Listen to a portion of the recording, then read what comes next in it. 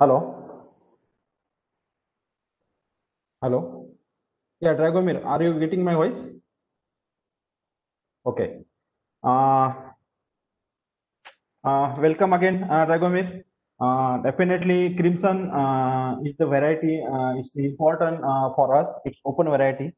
I just give the background of last 15 years. Variety will grow in India, but last 4 5 years, as the Sahyadri, as a farmer organization, we set up some trials, set up some protocol, and now it's work. And from last 3 4 years, it's grow.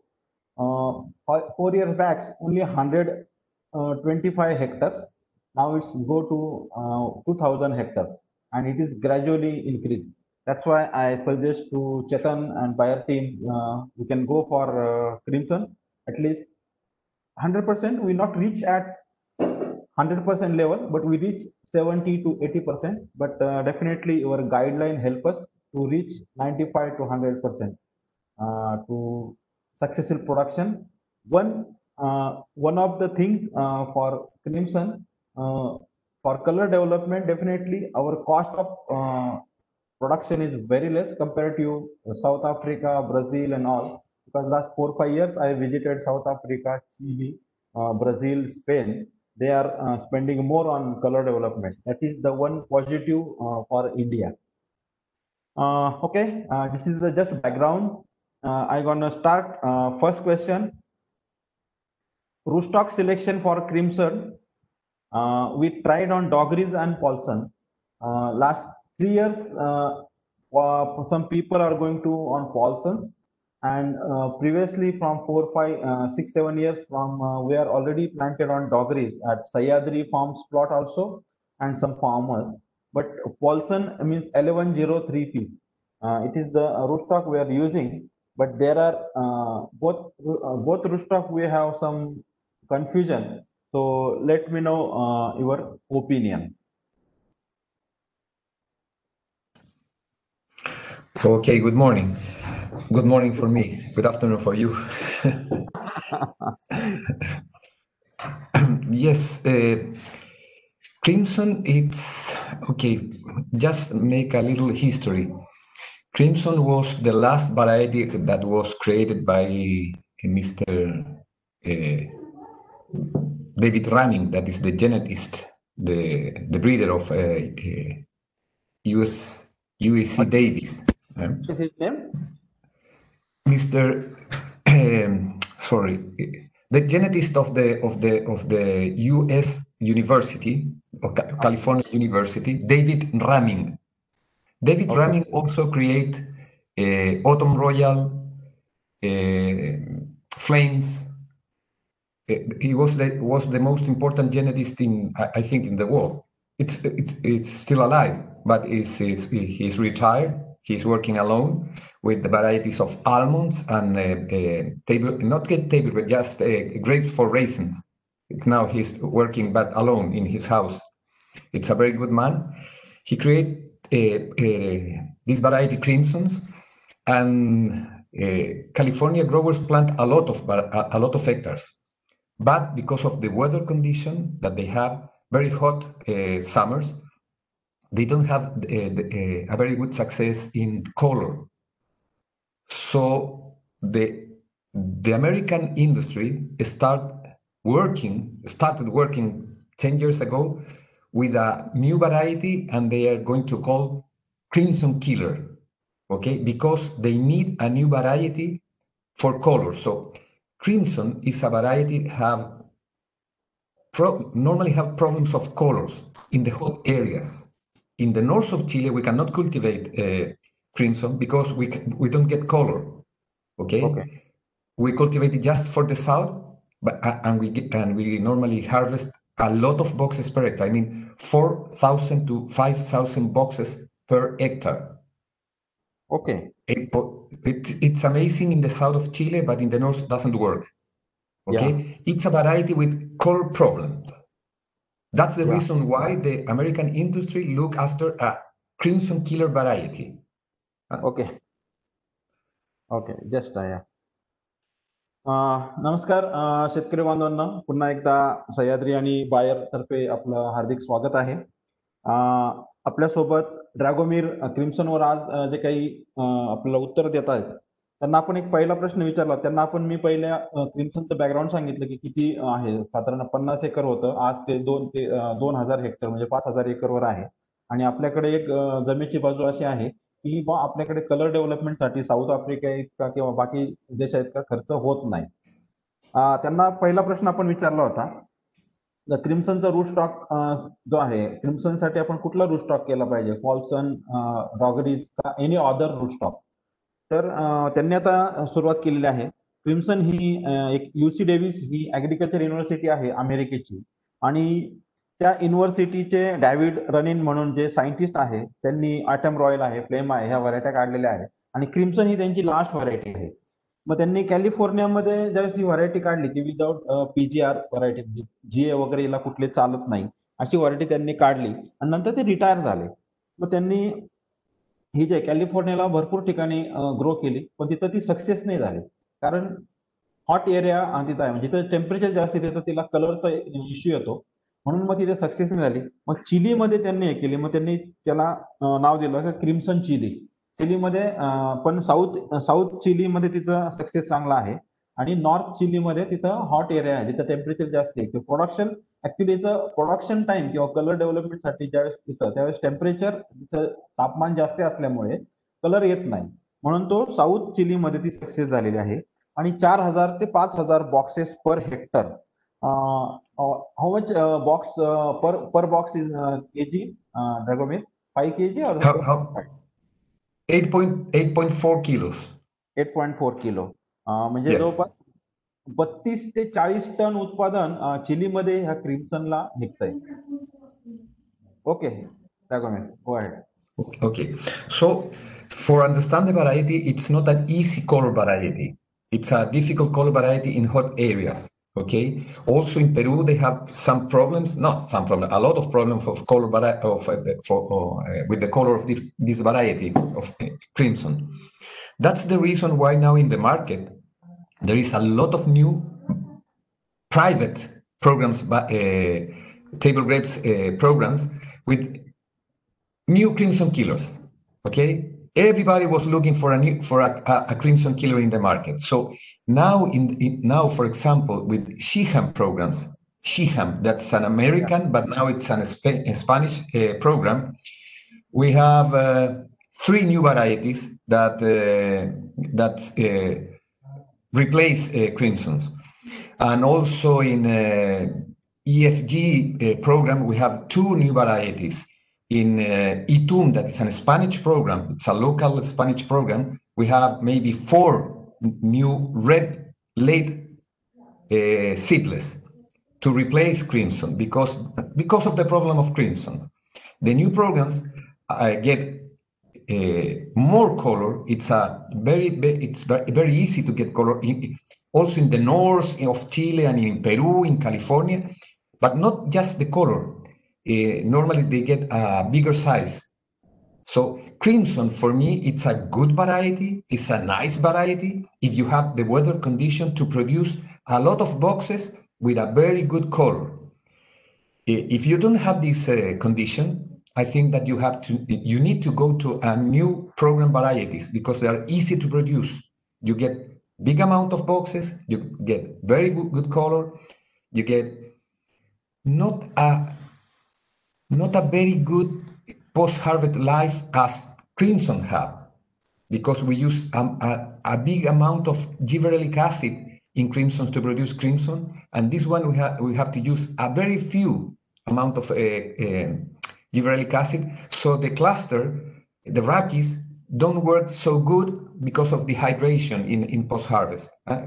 Normally, big amount of gibberellic acid, a healthy rachis, young rachis, if you compare comparisons with a variety that use a few amount of gibberellic acid. But in the market now, there are 10 crimson killers. So I think if you want to have a very good, if you want to have a good result, you have to look for the new varieties, because crimson, it's a difficult variety. not for our weather in Santiago, our weather condition. Very good, very nice.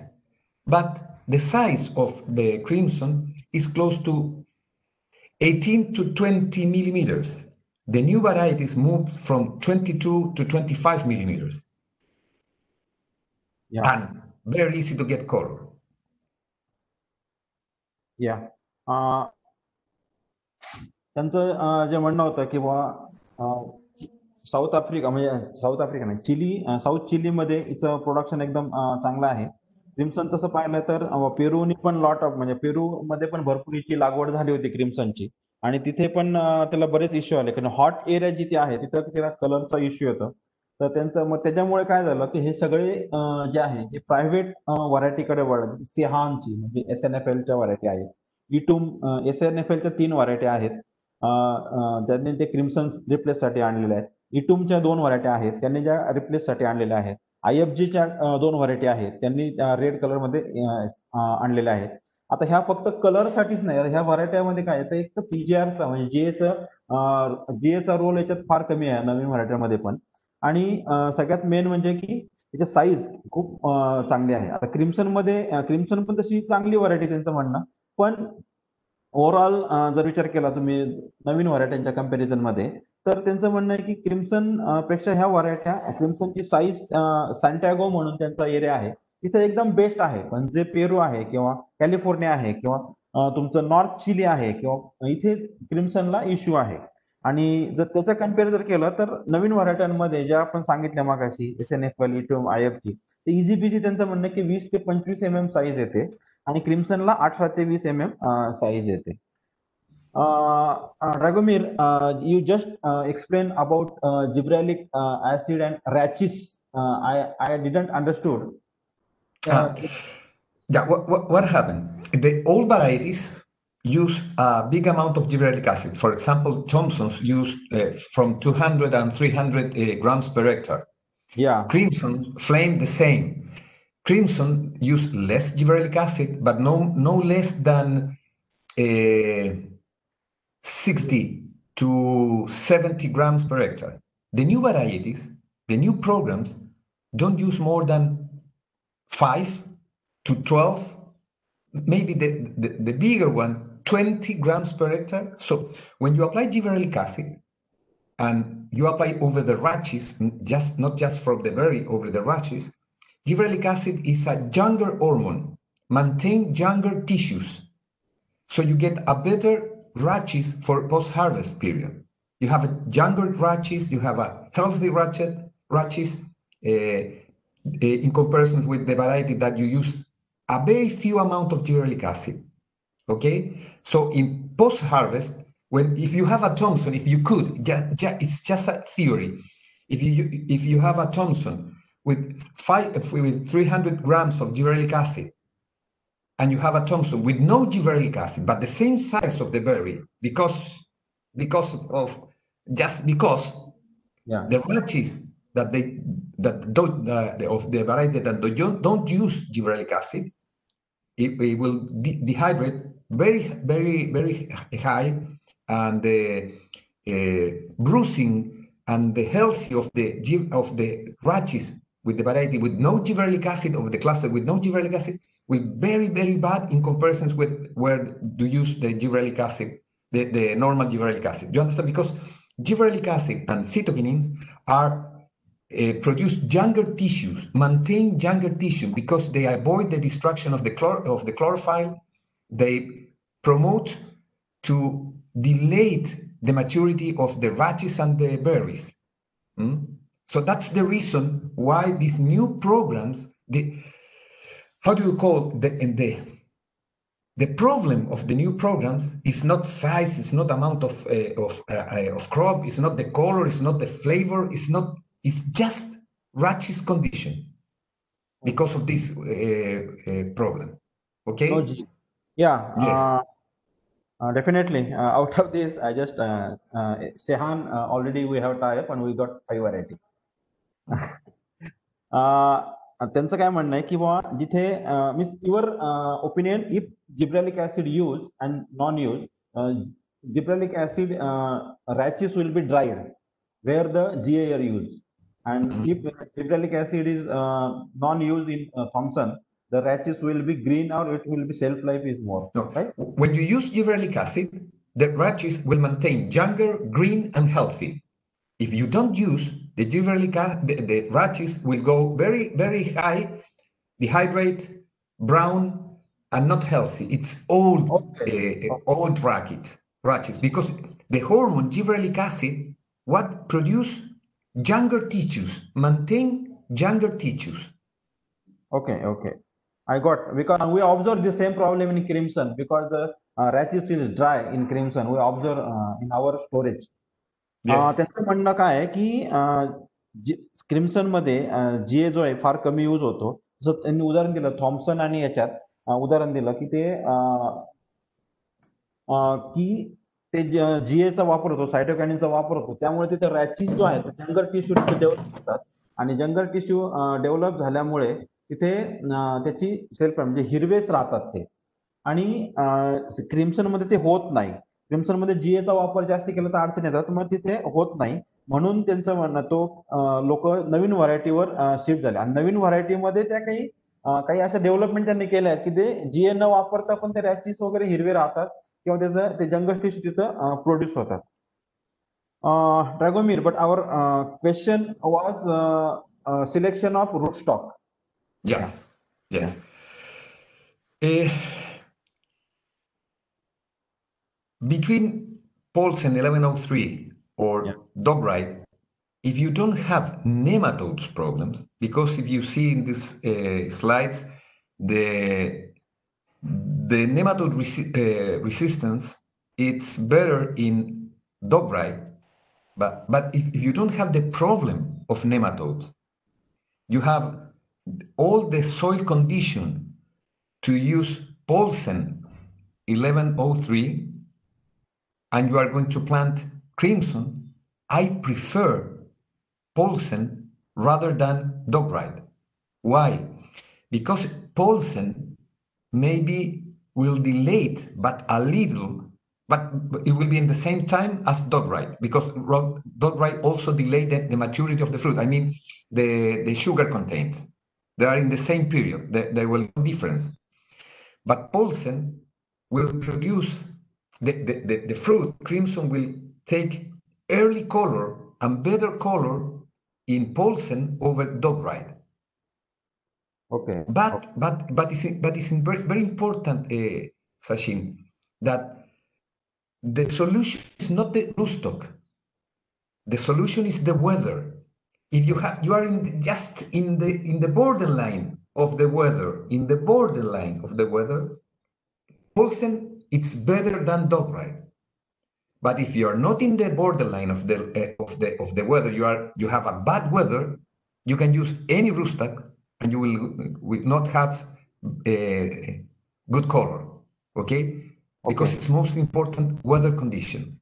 But I prefer Paulsen because in Paulsen, red varieties get early color than in another rootstock. Yeah. Okay. त्यांचं म्हणणं काय आलं की हा प्रश्न जो आपण रोस्टॉक दिला होता त्यांना, तर निमॅटोड रेजिस्टन्स म्हणजे निमॅटोडचं तुम्हाला जर प्रॉब्लेम असेल तर तुम्ही डॉगरीज हा बेटर आहे पॉल्सन पेक्षा. पण जर तुम्हाला निमॅटोडचा प्रॉब्लेम नसेल आणि सॉइल कंडिशन तुमची चांगली असेल तर त्या हिशोबाने तुम्ही जो आहे 1103 म्हणजे पॉल्सनचा वापर तुम्ही करायला पाहिजे. कारण डॉगरीज आणि पॉल्सनचं कम्पॅरिझन केलं तर डॉगरीज पेक्षा पॉल्सनला कलर हा अर्ली येतो आणि तिथे कलर चांगला येतो आणि अर्ली येतो. पण त्यांचं काय म्हणणं आहे की बाबा रूस्टॉक हे फक्त सोल्युशन नाहीये. याच्यात सगळ्यात महत्वाचा मुद्दा काय आहे, वेदर कंडिशन. तुम्ही बॉर्डरवर आहात, वेदरच खराब असेल तर कुठलाही रूस्टॉक तिथं त्याचा रोल नाहीये. मेन क्रिम्सनचा जो प्रॉब्लेम आहे कलर डेव्हलपमेंट, तर वेदरच्या तुम्ही बॉर्डरवर आहात आणि तुम्हाला कलरचा विषय असेल तर 100% पॉल्सन हा कलर डेव्हलपमेंटसाठी चांगला रूस्टॉक आहे. पण तुमच्याकडे निमॅटोडचा प्रॉब्लेम नसेल तर. जर तुमच्याकडे निमॅटोडचा प्रॉब्लेम असेल तर तुम्हाला डॉगरीज रूटस्टॉक हा पॉल्सन पेक्षा चांगलं काम करेल. तर त्या दृष्टीने आपण तो डिसिजन घेणं जरुरी. या Drago. Yeah. So It's better to use, there are 3 rootstock that improve more color than the other ones. That is Paulsen 1103, Freedom, and the other one is 101 cross 14. 101 14. That's a European also rootstock, but it's a weak rootstock. You have to use it in a very good soil. But the problem of this rootstock, it's lime. It's not have a very good resistance to lime. Okay, so you have to be very clear which soil are you using. But for color, Paulsen, Freedom, and 114. 100, 101, 14. It's 101 line 14. Okay, it's nice for better color. They produce early fruit with a good color, but it's not adapted for soil with a high content of lime. It's very good to nematodes, but for lime, it's close to 12 to between 10 to 12% of active carbonates. Okay, Paulsen, it's close to 18 to 20. Okay. Lime, so you suggested it's good for color, but for lime is high, 10 to 12%. So no more than 10 to 12% of active carbonates in the soil. Lime contains. Yeah. Then this all three rootstock is not working. If the carbonate content will be more than 10 to 12%, means all these 3 rootstock is not. In these slides here that we are someone is sharing with us, if you see Paulsen 1103, it's resist 18%, Richter 100 17%, Ramsey 30%, Dogride 18%. Yeah. If you use 101 14, no more than 12%. Okay.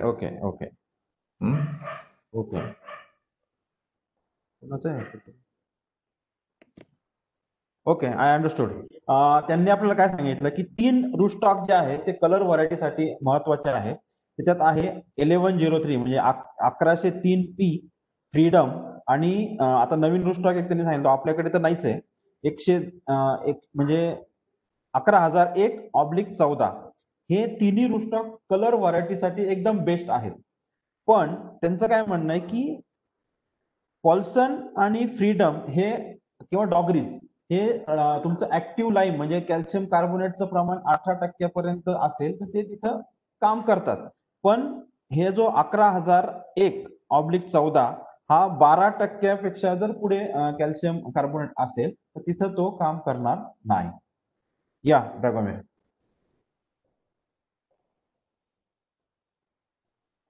Yes. You unmute yourself first. No, that's the answer of the rootstock. Yes. That's important. Yeah. I can share slides of the management of Crimson if you want. I already sent. Yes, Drago, you can share from your system. So I have given the access to you.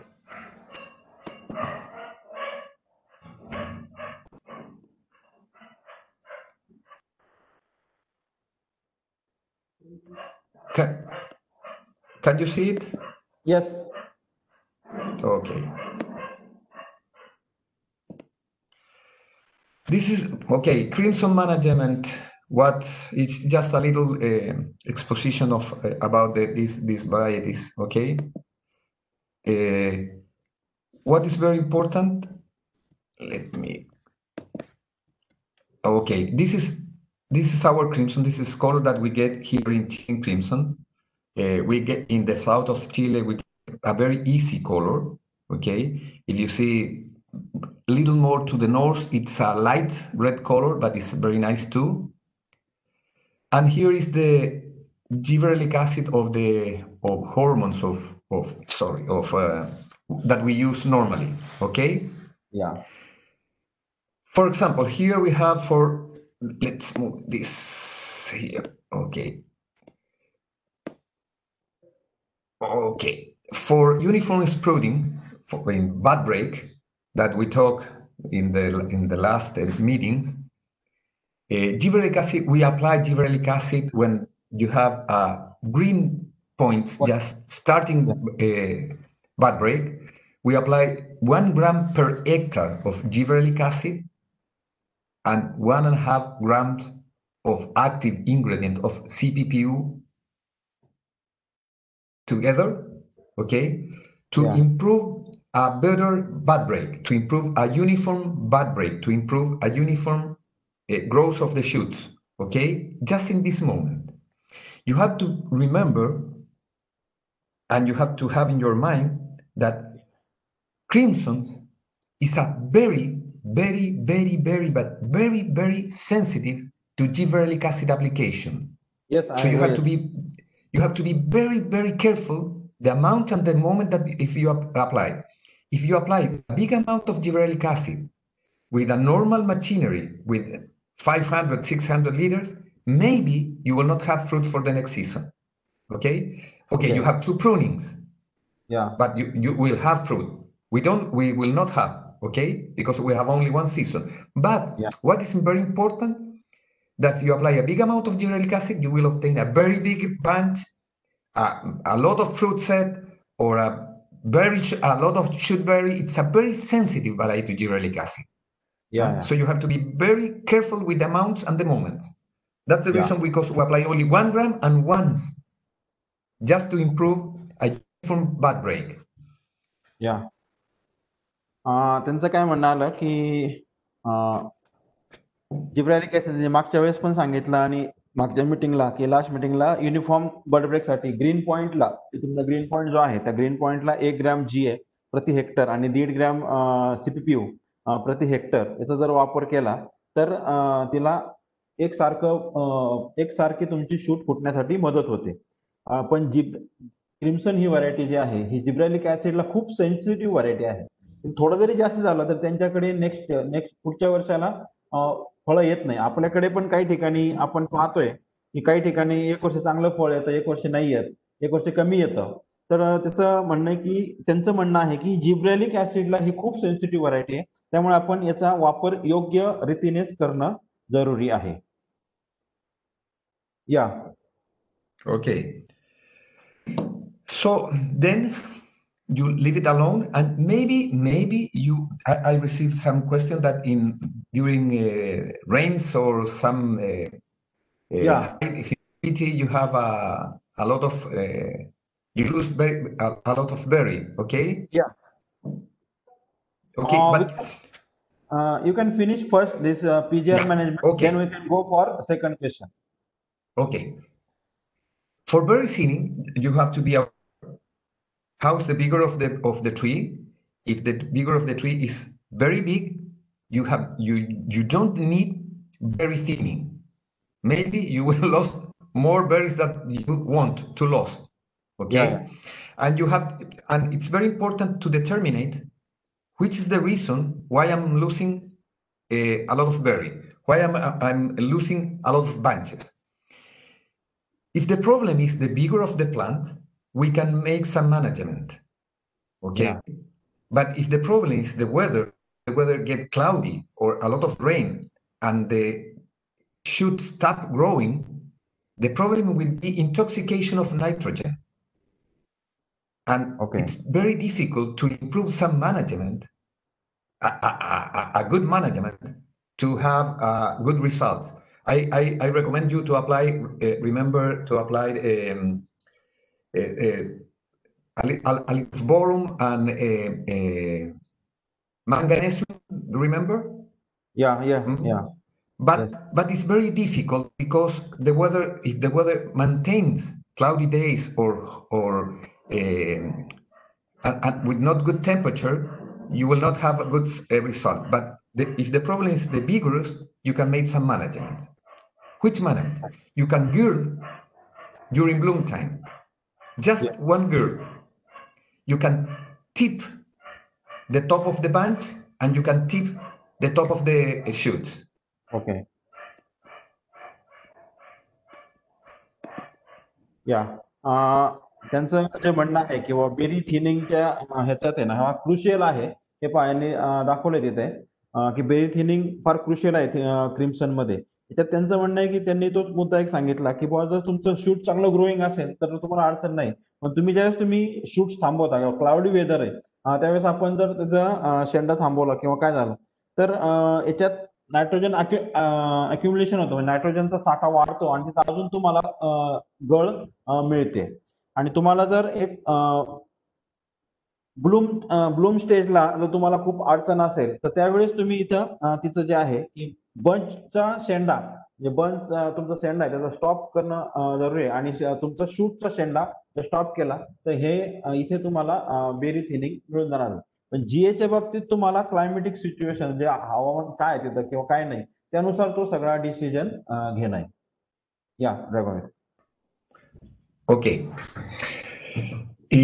For berry thinning, we use 0.5 to 0.75 grams of active ingredients per hectare. You can make one application or two applications if the bloom is very ununiform, okay?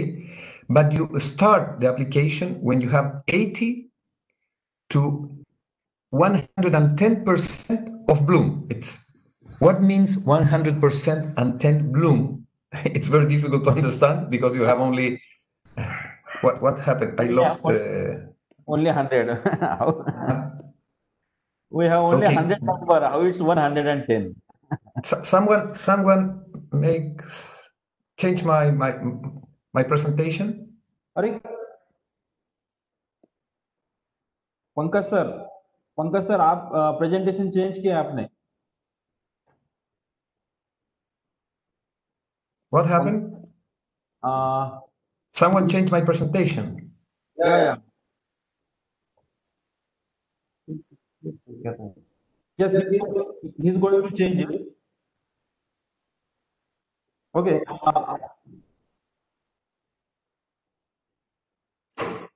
I can share again. Yeah, for berry thinning, you suggested 0.5 to 0.75 gram per hectare, just for 110% of bloom. I need the presentation to continue. Okay. Yes. He's going to connect. Pankaj is going to connect, but just let me know 110%. What means 110% or 120%? If you look your vinegar, you will have 10% of the branches already bloom end. That means 120, 110. For example, you have 10 bunches. Yeah. Okay. Two of them. Yeah. Must be in end of bloom. Yeah. In fruit set. That means 100 because you are only looking for the latest bunches when you apply it. Yeah. And you will have a little the earlier bunches thinning the shotberry. Okay. If you start very early at 10% bloom or 20% bloom, maybe you will lost a lot of berry and you will get not a very nice bunch. Yeah. Okay, I just want. I don't know where it is. Here it is. Okay, that's. Yeah, he's getting. Yeah. Okay. Yeah. Let me. I cannot see it already. So let me see. I will just explain to grower. Yeah, but I cannot see you. Yeah. Okay. Explain to the grower. Yeah. त्यांचं म्हणणं काय की berry thinning साठी gram ते 0.75 pound gram प्रति Hector जीएचा वापर केला पाहिजे. आणि तो म्हणजे कधी तर 110% ब्लूम किंवा 120% ब्लूम. आता 110% ब्लूम स्टेज म्हणजे काय तर 10% घड आपले बेरी सेटिंगला आहेत पूर्णपणे आणि बाकीचे काही 10% बंच म्हणजे 100 घड आहेत त्यातले 10 घड ऑलरेडी सेट झालेत, 90 घड फ्लॉवरिंग मध्ये आहेत.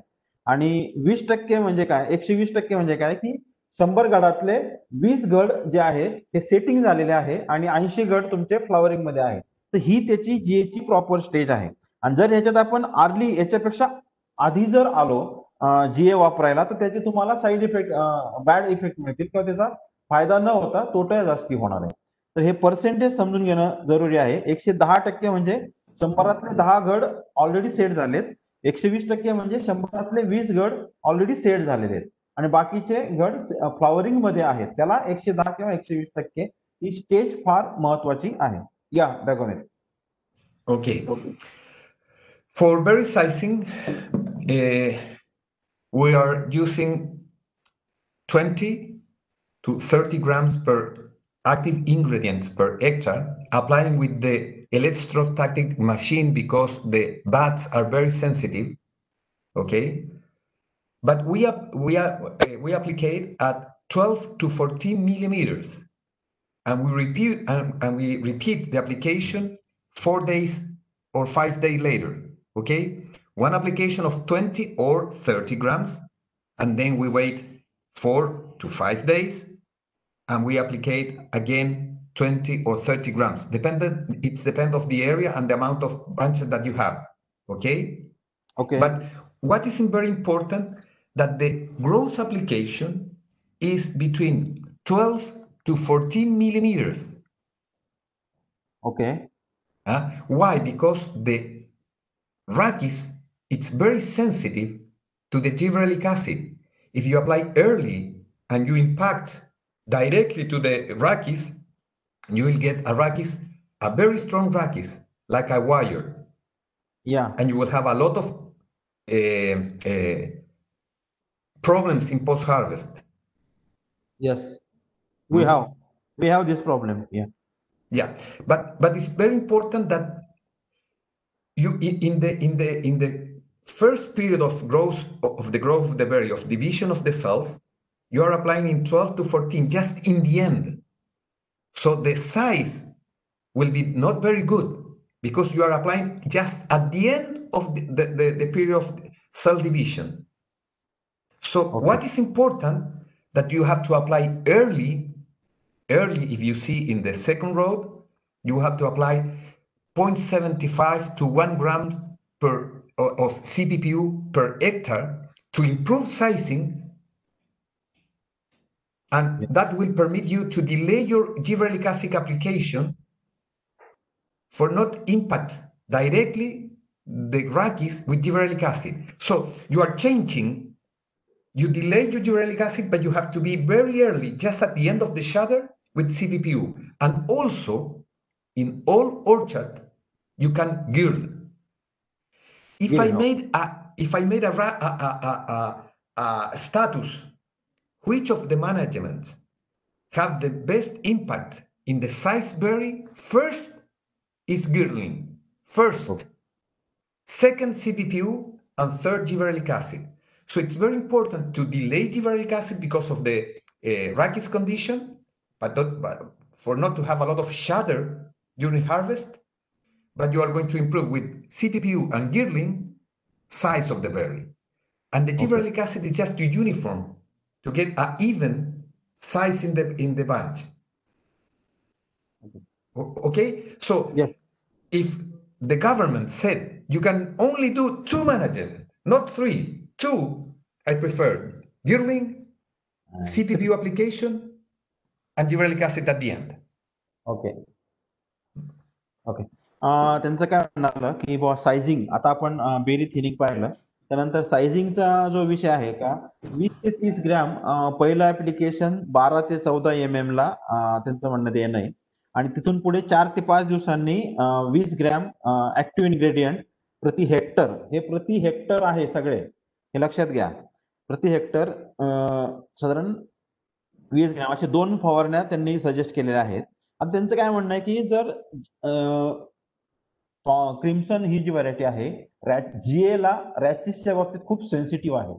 तिला जर अर्ली स्टेज मध्ये जर जीए गेला तर ते असे बोटासारखे किंवा असे वायर सारखे तिचे रॅचिस म्हणजे आपण घडाचे जे दांडे म्हणतो ते होतात आणि ते मग पण पोस्ट हार्वेस्टिंगला पण आपल्याला त्याचा अडचण येते. मग त्यांचं म्हणणं काय आहे की तुम्ही सायझिंग साठी 5 ते 7 mm ला सीपीपीयूचा वापर म्हणजे 0.75 ते 1 ग्रॅम सीपीपीयूचा वापर करा. ते तुम्हाला सायझिंगचं काम करणार आहे.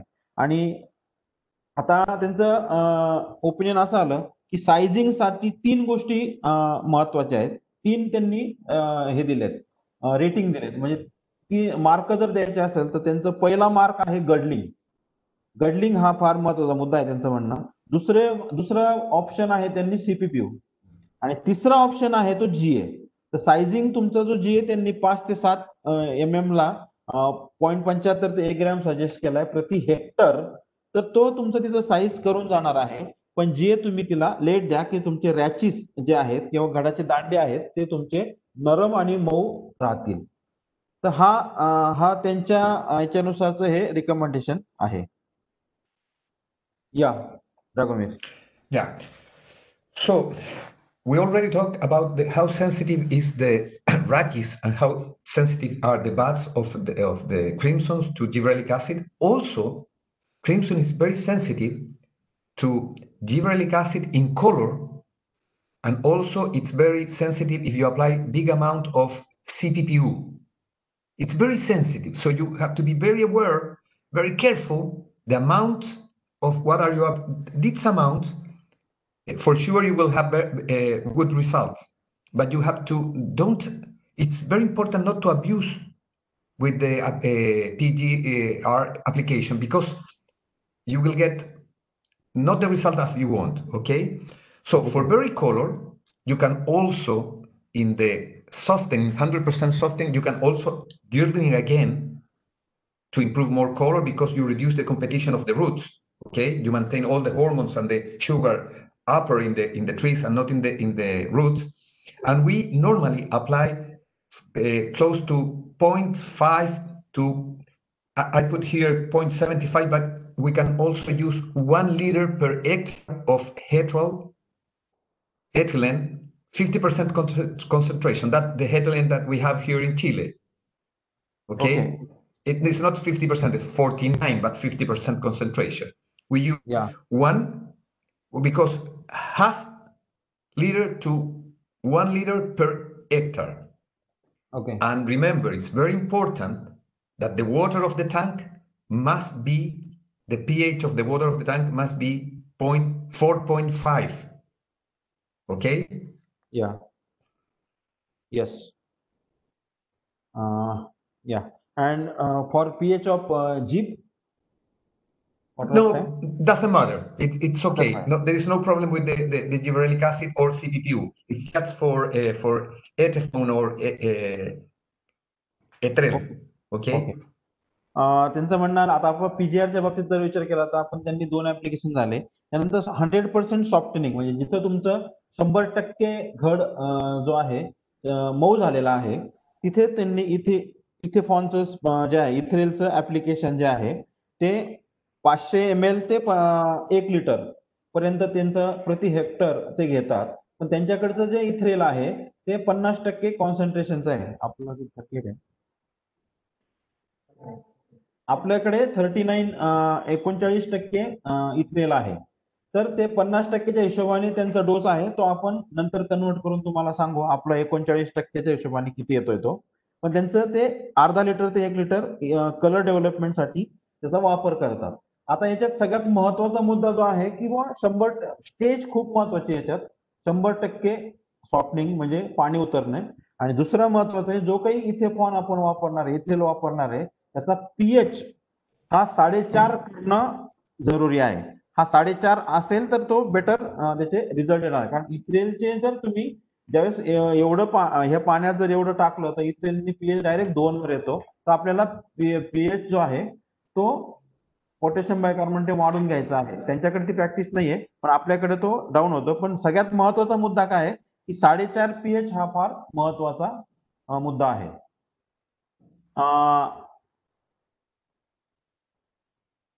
Yeah, Dragomir, I finished. Okay.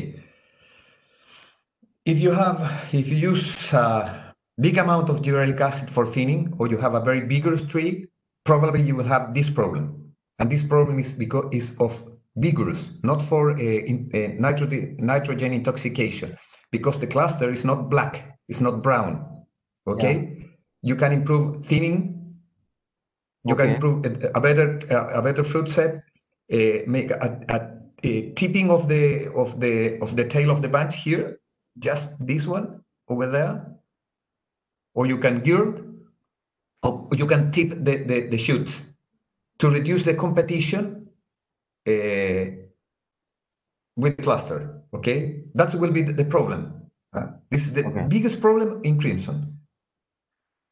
Okay, त्यांचा म्हणजे त्यांनी आता फोटो जो दाखवलेला आहे की तो जो फोटो दाखवलेला आहे त्याच्यात जे पूर्ण गळालंय हा जिब्रेलिक ऍसिडचा अतिवापरामुळे झालेला आहे. हे कुठल्याही अमोनिकल नायट्रोजन किंवा नायट्रोजनमुळे झालं नाही, कारण याच्यातले जे दांडे आहेत ते हिरवे आहेत. अमोनिकल नायट्रोजन किंवा हे जर जास्ती असेल तर ते दांडे काळे पडून गळतात. तर त्यामुळे इथं कुठल्याही नायट्रोजनचा अडचण नाहीये. तर हे जीएचा वापर जास्ती झाल्यामुळे झालेला आहे. Okay. Yeah. So the miracle of the makeup of PGR is the same girl, just a touch. Okay, just a touch. Yeah. And the other one, not abuse with gibberellic acid of any PGR. Okay. Yes. त्यांनी दोन photo दाखवले. पहिले फक्त जास्ती touch दिला होता आणि त्यांनी पीजीआरचा जास्ती हे नाही केला, थोडा मेकअप केलाय. तो इथं डिफरन्स दिसतो. आणि सेकंड फोटो मध्ये अति वापर झाल्यामुळे त्याचा जो आहे किंवा अति वापर जेचा केल्यामुळे पूर्ण चेहराच बदलला. त्यामुळे आपण हे जे आहे किंवा प्रॉपर जीएचा वापर करणं फार महत्वाचं आहे. आणि आपल्याला जी पीजीआर सीपीपीयू याची आवड खूप आहे सगळ्या व्हरायट्यांमध्ये, पण इथं तुम्हाला ते अडचण येणार. Dragomir, you finish PGR? Just we have 10 minutes. Yes. Here there is abuse of PGR of gibberellic acid. Okay. That's the problem with color. And if you see gibberellic acid and CPPU, it's a contact product. If you see a bad application here in my left hand, we use a glass we separate the cluster and we apply only gibberellic acid over here. And we don't apply gibberellic acid over here. If you see the difference, the size and the color, what do you need? This is a correct application. You need 100% cover, a uniform cover, a uniform dosage to obtain a good fruit. Okay? Yeah. Yes. त्यांनी तर दोन्ही इथे वापर जो आहे, just back the photo, back one, first one. Gibberellic acid आणि पीजीआरचा वापर, not this one, next one. This one. Next one. Yes, not next one. याच्यात पहा, इथं जीएचा दिस वन. इथं पहिल्या फोटोत पहा त्यांनी दाखवलंय की जीएचा खूप वापर झाल्यामुळे प्रॉब्लेम आहे. इथं पण तुम्ही पहा, बॅड ऍप्लिकेशन मुळे तुम्ही ती साईज फक्त झाली, घट्ट झालाय. आणि तोच इकडे पहा, करेक्ट ऍप्लिकेशन जे जीएचं झालेलं आहे, तर तिथे तुम्हाला साईज पण मिळाली आहे आणि सगळ्याच गोष्टी, बंच पण असा मोकळा आणि लुसलुशीत आहे. Finish. We have question or we have a rest? We have 10 minutes rest, but I just want to inform we not apply the structure. We apply only 10 ppm, means 6 gram of GIP at 6 to 8 mm size. Okay. No, you can use. Okay, you can use. Here in Chile, we also apply 10 to 30 grams of gibberellic acid per hectare, but normally in our programs is 20 to 30. 6 means our per hectare is go to 18, right? Okay. Yes, if you're talking about, if I'm talking about 20, let me calculate. Talking about 20 it's 8 grams. 8 grams. We are using per acre. We are using 6 gram, but we are using 6 to 8 mm size. Not more than that. Definitely we can make a trial and we share you this season. I will share you the entire information with help of buyer team. It will be perfect. Yeah. Okay. We can make some 10 minutes break for us. Yeah. Sandeep Okay. will be going to presentation. Sandeep have a presentation for 10 minutes. You and me have a break. Okay. Thank you Sachin ji. Pankaj, ये control देना है PPT join करने के लिए। Already आपके पास ही है, you can share. Share ना,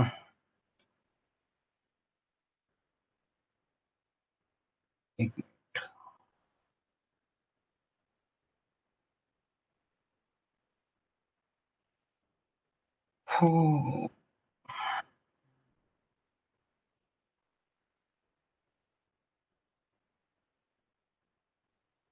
it's visible Pankaj? Yes, it's coming. Yes, visible now. How I can remove this?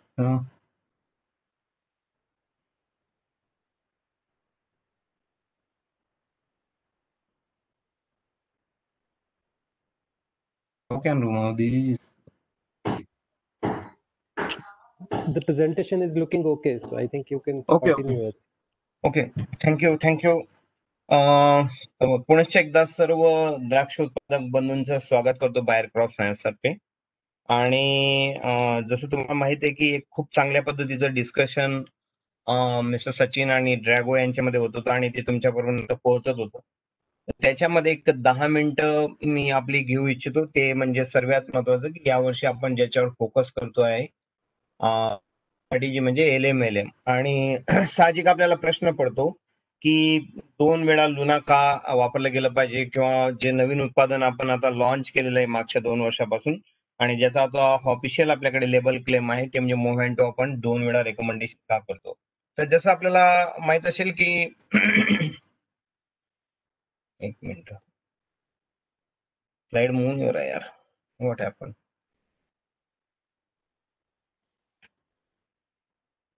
Just wait Pankaj.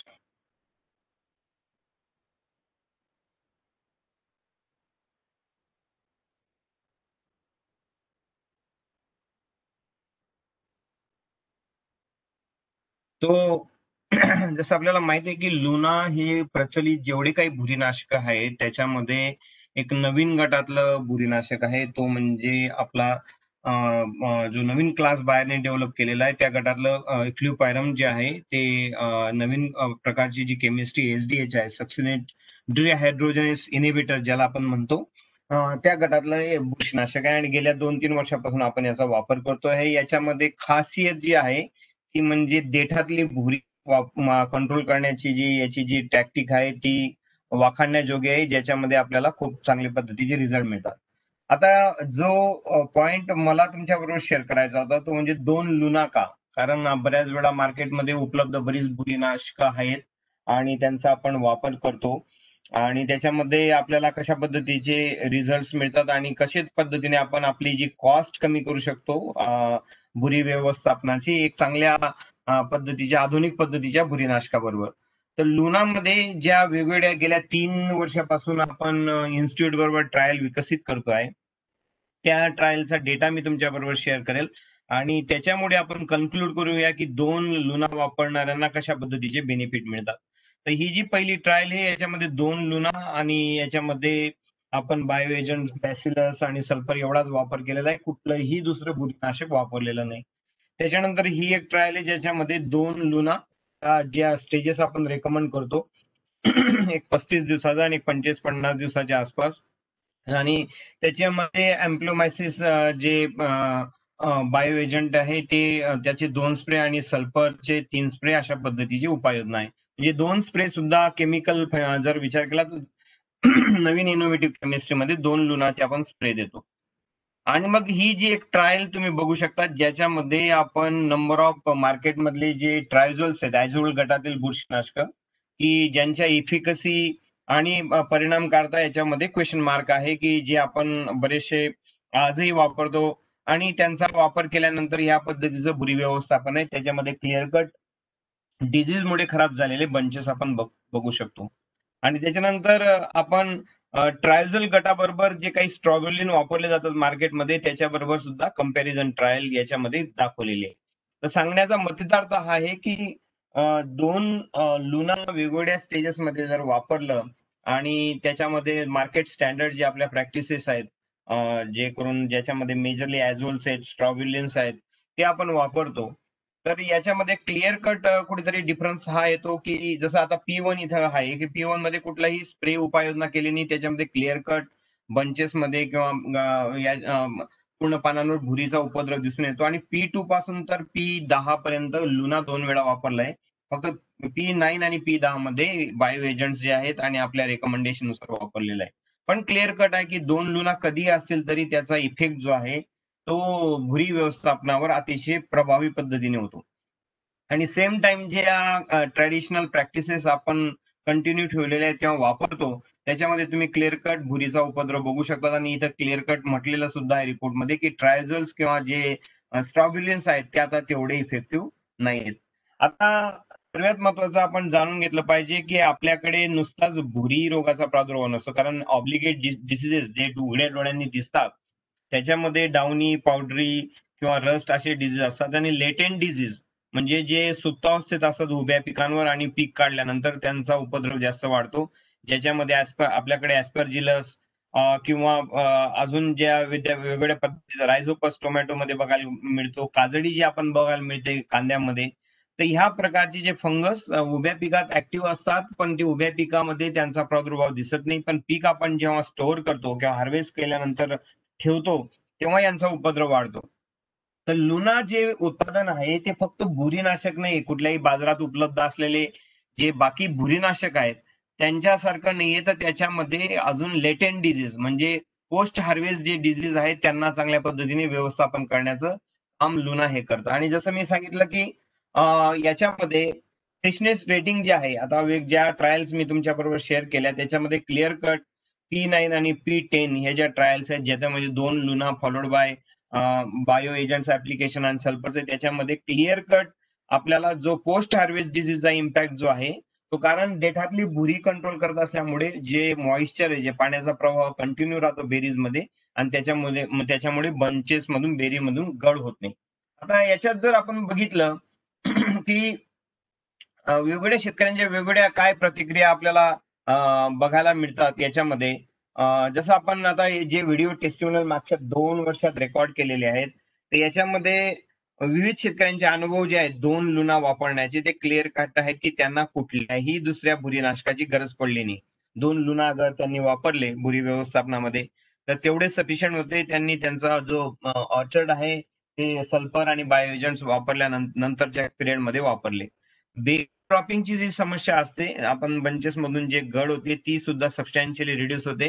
कारण आपण लुनाचा व्हिडिओ जेव्हा शेअर केला होता तेव्हा तुम्हाला सुरुवातीला ते क्लिअर कट दाखवलं होतं की कशा पद्धतीने देठांमधली भुरी कंट्रोल केल्यामुळे जो पाण्याचा फ्लो आहे तो कंटिन्यू असून त्याच्यामुळे बेरी ड्रॉपिंग अतिशय कमी होतं. त्याच्यानंतर जे शेतकरी बंधू जे आहेत ते त्यांच्या फीडबॅकनुसार चांगल्या पद्धतीचा लस्टर येतो बंचेसवर, आणि आपली फंजिसाइडची ऍप्लिकेशन कॉस्ट सुद्धा डिक्रीज होते. कारण आपण नंबर ऑफ ऍप्लिकेशन वापरतो आणि आपण लुनाच्या कॉस्ट कडे एका एकरच्या स्प्रेकडे बघतो, पण त्याच्या ऐवजी नंबर ऑफ ऍप्लिकेशन करतो आणि त्याच्यातले बरेचसे ऍप्लिकेशन आपल्याला नंतर डिटेक्शन मध्ये सुद्धा आढळून येतात की ज्याच्यामध्ये इफिकसी आणि त्यांची जी रिझल्ट दाखवण्याची जी ॲबिलिटी आहे त्याच्यावर क्वेश्चन मार्क आहे.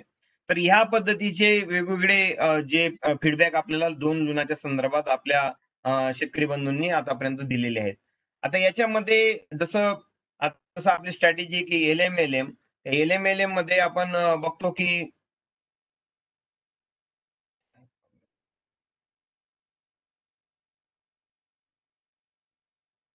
एल-एम-एल-एम मध्ये जसं आपण म्हणतो की लुना 2 वेळा वापरलं गेलं पाहिजे आणि त्याचे रिझल्ट्स आपण शेअर करतो त्याच पद्धतीने जे 2 वेळा मोव्हॅन्टो जे आहे ते का वापरलं पाहिजे आणि कशा पद्धतीने आपल्याला त्याचे इफिकसी किंवा परिणाम आपल्याला मिलीबग व्यवस्थापनामध्ये बघायला मिळतात.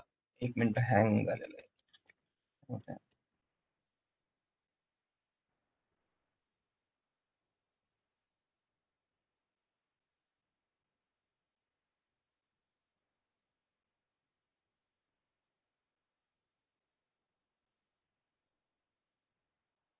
एक मिनिट.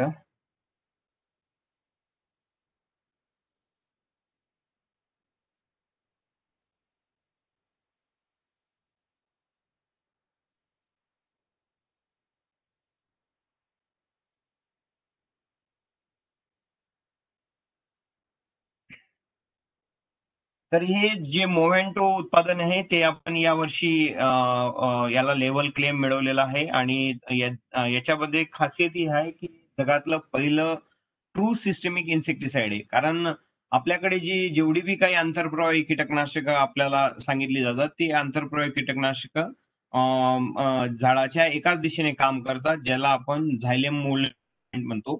आणि हे जगातलं पहिलं असं टू वे सिस्टमिक इन्सेक्टिसाइड आहे की जे दोन्ही पद्धतीने मूव्हमेंट होतं. तर त्यामुळे याला जगातलं पहिलं ट्रू सिस्टमिक इन्सेक्टिसाइड म्हटलं जातं. याचा बेनिफिट काय आहे की एक तर एक आधुनिक प्रकारचं कीटकनाशक आहे. दुसरं सर्वात महत्वाचं म्हणजे जास्त दिवस प्रोटेक्शन देतं. त्यामुळे आपण जो सेकंड स्प्रे 55-65 दिवसाला रेकमेंड करतो आणि त्याचा तुम्हाला रिझल्ट जो आहे तो शेवटपर्यंत मिलीबग व्यवस्थापनामध्ये मिळतो. आणि याच्यामध्ये अजून काही किडींना सुद्धा चांगल्या पद्धतीचं सप्रेशन मिळतं. खास करून थ्रिप्स असतील, व्हाईट फ्लाय, नीम जे आहे ते खूप चांगल्या पद्धतीने कंट्रोल होतात. त्यामुळे व्हेजिटेबल क्रॉपमध्ये सुद्धा हे खूप चांगल्या पद्धतीचं प्रॉडक्ट आहे, जे आपलं मोव्हेंटो एनर्जी म्हणून आहे. त्याच्यानंतर लपलेल्या ज्या किडी आहेत, कारण ट्रू सिस्टमिक इन्सेक्टिसाइड असल्यामुळे त्याचा मुवमेंट सर्वत्र होत असल्यामुळे जिथं आपला स्प्रे पोहोचला नाही तिथं सुद्धा याचा जो हिरव्या भागातून प्रसार होतो आणि लपलेल्या ज्या किडी असतात त्याचं व्यवस्थित व्यवस्थापन याच्यामध्ये होतं. अजून सर्वात महत्वाचा बेनिफिट म्हणजे हे ग्रीन ट्रँगल, याच्यावर जर बॉटल तुम्ही बघितली असेल तर ग्रीन ट्रँगल आहे, हिरवा त्रिकोण आहे, जे आपल्या मित्रकिडींसाठी अतिशय सुरक्षित आहे. आणि सर्वात महत्वाचं की आपल्याला सुद्धा माहिती आहे की मिलीबग व्यवस्थापनामध्ये आपली जी कॉस्ट आहे ती 8 ते 10 हजार रुपये प्रति एकर असते आणि तिथं 2 मोव्हेंटोचे ऍप्लिकेशन सुद्धा सफिशियंट ठरतात ऑक्टोबर प्रुनिंग नंतर. आणि त्याच्यामध्ये आपलं व्यवस्थापनही चांगलं होतं आणि जे कष्टदायक आपले जे आपण ट्रंक ऍप्लिकेशन करणं किंवा खोडं धुणं, साल काढणं असे जे प्रकार करतो, तो एक लेबोरियस आणि कष्टदायक प्रवास आपला थांबतो. आता ही सगळ्यात महत्वाची गोष्ट आपण समजून घेतली पाहिजे की त्या आजपर्यंत जेवढे काही उत्पादन आहेत ती झायलेम मुवमेंट. आता झायलेम मुवमेंट कशासाठी असते की जे पाणी असेल किंवा मिनरल्स असेल ते वरती मुवमेंट करण्याचं काम झायलेम करतात आणि फ्लोएम जे आहे ते पानांमध्ये जो फूड पोर्शन तयार केला जातो तो सर्वत्र ट्रान्समिट केला जातो. तर या जे मोव्हेंटो आहे हे टू वे सिस्टमिक आहे, म्हणजे झायलेम मधून पण मुवमेंट होतं आणि फ्लोएम मधून पण मुवमेंट होत असल्यामुळे सर्व भागात जो सुटलेला भाग आहे स्प्रे मध्ये ते सुद्धा हे कव्हर करतं आणि लपलेल्या भागांमधल्या किडींसाठी पोहोचतं. आणि याचा जो स्पेक्ट्रम आहे तो या पद्धतीने वेगवेगळ्या किडींवर हे प्रभावी ठरतं मिलीबग बरोबर. आता याची जी शिफारस आहे आणि आतापर्यंत बरेचशा द्राक्ष उत्पादक बंधूंनी वापर करून याचा अनुभव घेतलेला आहे. पहिला स्प्रे आपण 35-45 दिवसाच्या आसपास रेकमेंड करतो आणि दुसरा स्प्रे जो आहे 60-65 दिवसाला. ते 2 स्प्रे घेणं का गरजेचं आहे ते आपण आता सर्वात बघूया. की आपल्याकडे मिलीबगचा जो प्रादुर्भाव आहे तो कधी ऍक्च्युअल आपण डॅमेज करताना म्हणजे आपला जे फ्रूट क्रॉप आहे त्याला लॉस करताना किंवा त्याची प्रतवारी खराब करताना असतो आणि इतर वेळी ज्याला आपण हायबरनेशन किंवा सुप्तावस्था म्हणतो, कॉलनीच्या स्वरूपात राहणं, तो असतो. पण वर्षभर आपल्याकडे मिलीबगचा प्रादुर्भाव असतो. त्याकरता आपण एक ऍप्लिकेशन एप्रिल प्रुनिंग मध्ये रेकमेंड करतो आणि 2 ऍप्लिकेशन ऑक्टोबर प्रुनिंग मध्ये 20 ते 25 दिवसाच्या अंतराने रेकमेंड करतो, जेणेकरून आपल्याला शेवटपर्यंत चांगल्या पद्धतीचा याच्यावर नियंत्रण मिळवता यायला पाहिजे. तर ही आपली जी स्ट्रॅटेजी आहे LM पहिला लुना, नंतर मोव्हेंटो, परत लुना आणि मोव्हेंटो अशा पद्धतीने व्यवस्थापन केलं तर 2 मोठे जे प्रॉब्लेम आहेत, एक भुरी आणि दुसरं मिलीबग व्यवस्थापन, याची कॉस्ट जी आहे तुमची ती खूप कमी होऊ शकते आणि आपल्याला याच्या उपाययोजनासाठी मार्केटमधले नंबर 1 चे सोल्युशन मिळतात. कारण लुना एक्सपिरियन्सचा क्लेम आहे की लुना एक्सपिरियन्स एवढं प्रभावी कुठलंही बुरीनाशक आपण कंपॅरिझन करू शकत नाही, एवढ्या चांगल्या पद्धतीने ते भुरी व्यवस्थापनामध्ये काम करतात. तर याच्यात जर आपण बघितलं की हे 2 लुना आणि 2 मोव्हेंटो स्प्रे करण्याचे काय फायदे आहेत. सर्वात महत्वाचं की हे सर्वात मोस्ट इफेक्टिव्ह सोल्युशन आहे मार्केटमधलं. मार्केटमधले जेवढे काही मार्केट स्टँडर्ड आहेत त्याच्याशी जर कम्पेअर केलं तर याची जी रिझल्ट्स आहेत ते तुम्ही स्वतः बघितलेले आहेत, तुम्ही अॅक्नॉलेज केलेलं आहे. त्याच्याबरोबर आपले जे लेटेंट डिझीज किंवा जे पोस्ट हार्वेस्ट डिझीज आहेत त्याच्यावर सुद्धा एक काम करतं. त्याच्यानंतर आपल्याला हार्वेस्ट क्वालिटी जी आहे, आपण जे काढणी पश्चात जे क्रॉप आहे त्याची क्वालिटी उत्तम असते. याचा स्पेक्ट्रम मोठा आहे. जसं आपण लुनामध्ये भुरी बरोबर पोस्ट हार्वेस्ट डिसीज घेतो, मोव्हेंटो बरोबर मिलीबग आणि अजून काही किडींसाठी प्रतिकार आपल्याला व्यवस्थापन मिळतं. तर सर्वात महत्वाचं की आपला लेबोरियस जो जॉब आहे, आपण जे कष्टदायक काम करतो ते आपलं कमी होऊ शकतं आणि नंबर ऑफ ऍप्लिकेशन सुद्धा कमी होऊ शकतात. आणि या सर्वांमध्ये आपल्याला जरी हे नंबर ऑफ फायदे आहेत, याच्यामध्ये एकच जे चॅलेंज आहे की हे दोन्ही उत्पादनं आपल्याला नंतर डिटेक्शन मध्ये मिळतात, बिलो डिटेक्शन लेवलला. पण याच्यामध्ये जर तुम्ही विचार केला की आपण पारंपरिक ॲझोल्स वापरतो, जे म्हणावे तशी प्रभावी ठरत नाही. त्याला आपल्याकडे शास्त्रीय डेटा सुद्धा आहे आणि ते प्रभावी ठरत नसताना आपण वापरतो आणि त्याचे सुद्धा रेसिड्यू डिटेक्शन मिळतं. मिलीबग व्यवस्थापनामध्ये आपल्याकडे उपाययोजना म्हणावी तशी कुठलीही नाही आहे आणि त्याच्यामध्ये सुद्धा ती रिस्क असते. या दोघांचा जर आपण उहापोह केला तर एलएम आपल्याला नंबर ऑफ फायदे खूप देतं आणि आपण याचं कन्सिडरेशन करून आपण आपल्या दोन महत्वाच्या प्रॉब्लेमचं सोल्युशन जे आहे ते अडॉप्ट करू शकतो किंवा वापरू शकतो. या पद्धतीची अतिशय प्रभावी स्ट्रॅटेजी बायर क्रॉप सायन्सने आपल्याला दिलेली आहे आणि माझी विनंती की आपण याचा जरूर वापर करावा, कारण याचे खूप युजर्स आहेत आणि ते युजर अतिशय सॅटिस्फाईड आहेत. त्यांना ह्या पद्धतीच्या उपाययोजनांमध्ये जे आपण व्हॅल्यू फॉर मनी म्हणतो की आपण जे पैसे खर्च करतो त्याच्या बदल्यात आपल्याला रिटर्न्स कसे मिळतात, तर हे तुमच्या पैशाचा पुरेपूर मोबदला देतं. 2 लुना सफिशियंट ठरतं पूर्ण भुरी व्यवस्थापनामध्ये. त्याच्याबरोबर बायो एजंट्स आणि सल्फर फक्त गरज पडते. आणि मोहँटो उडी जी आहे ती बऱ्याचशा ग्रोअर्सने वापरलेलं आहे मागच्या 2 वर्षात आणि त्याच्यात क्लिअर कट आपल्याला निष्पन्न झालंय की मिलीबग व्यवस्थापनामध्ये हे अतिशय एक इनोव्हेटिव्ह किंवा अनोखं सोल्युशन बायर क्रॉप सायन्सने दिलेलं आहे. तर मला माझ्याकडून तुम्हाला नवीन हंगामासाठी खूप सारे शुभेच्छा. स्वतःची काळजी घ्या, आपल्या कुटुंबाची काळजी घ्या आणि पुनश्च एकदा विनंती करतो मी सचिन वाळुंज साहेबांना त्यांनी पुढचा कार्यक्रम कंटिन्यू करावा.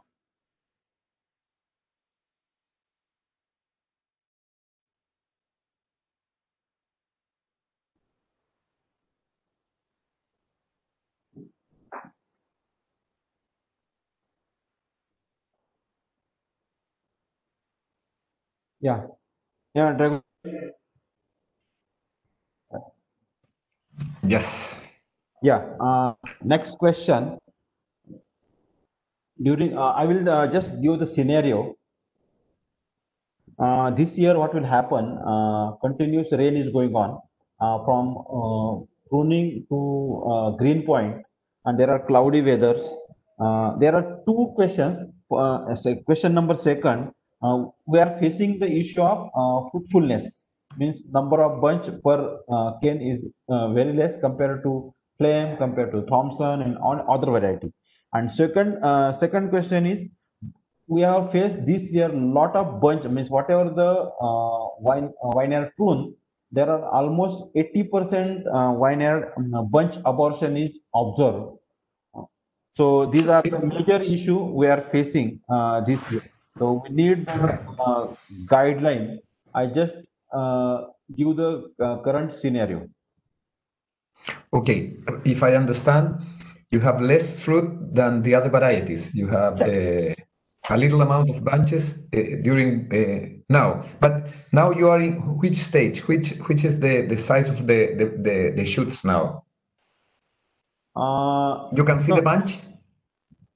No, we cannot see the bunch. Last year or this year? No, this year, this year. This year,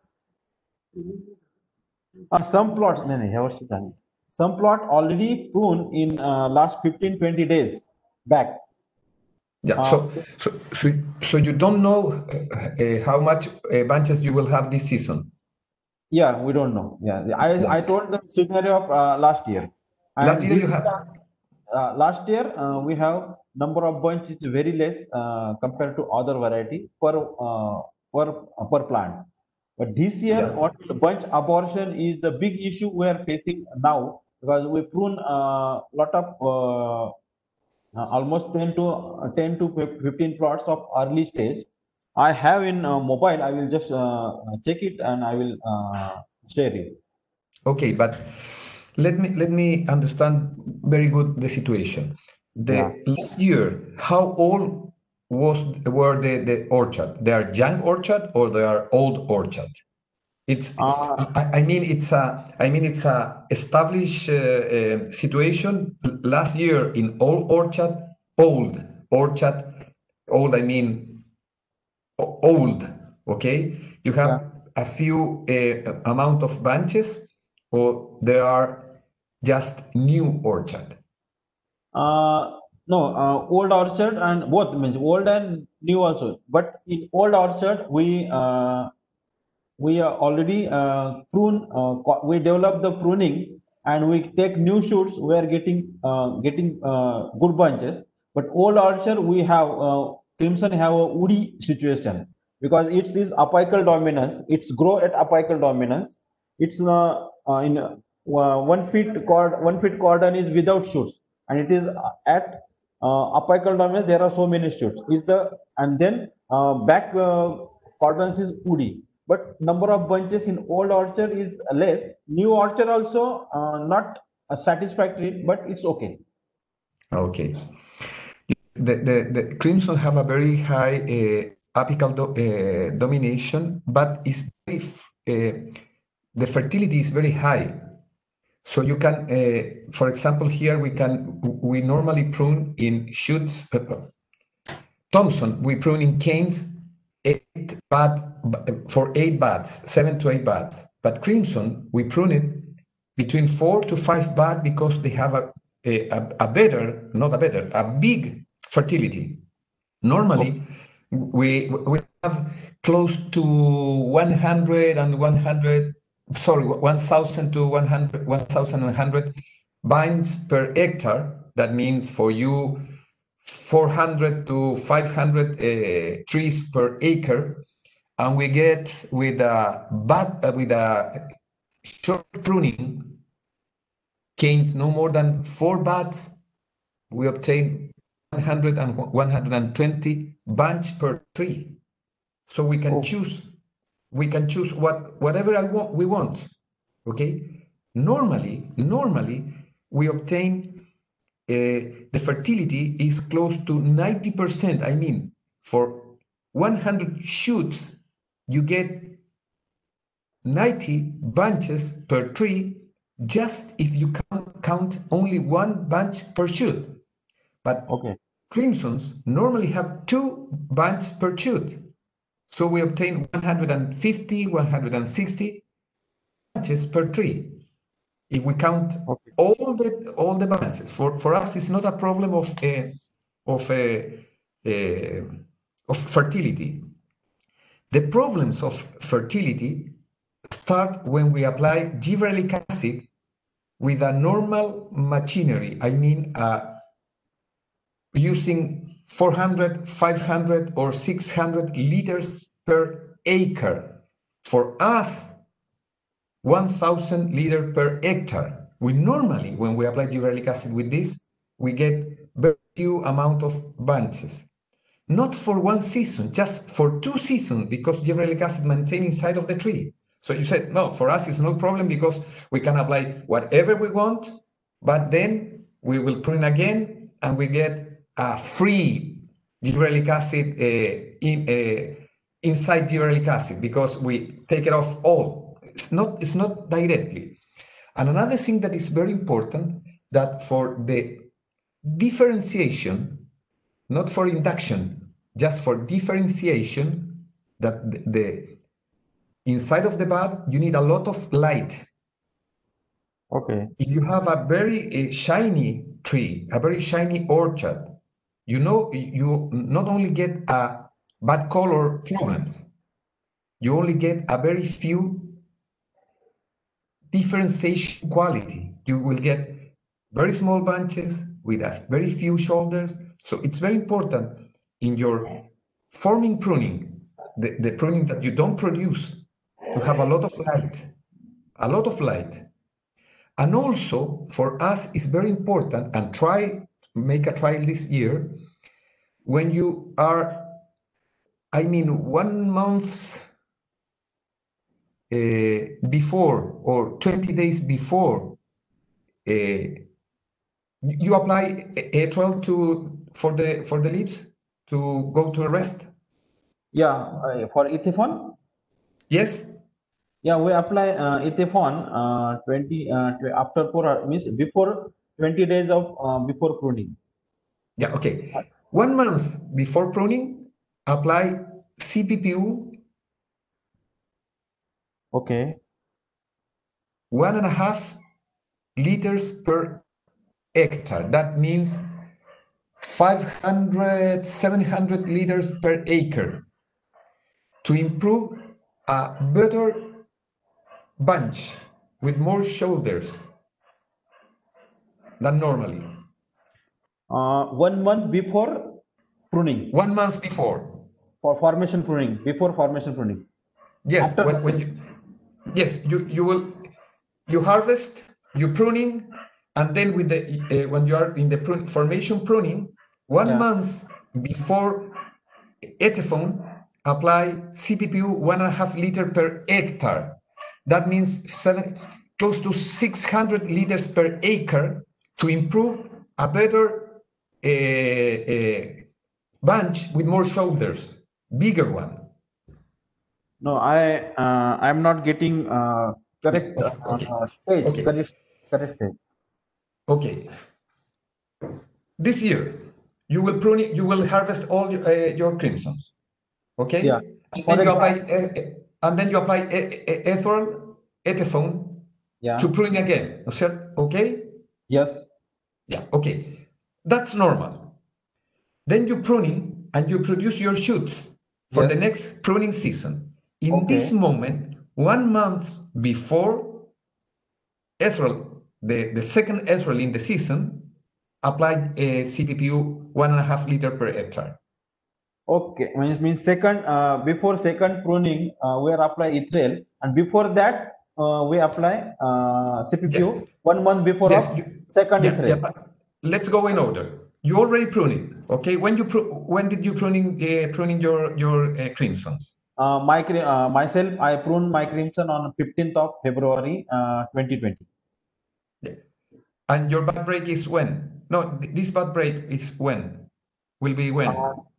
This bird break will be green point is 20 to 30 days, because temperature is Okay. high. It may be 40 days, but 20 days to 30 days is the bird break.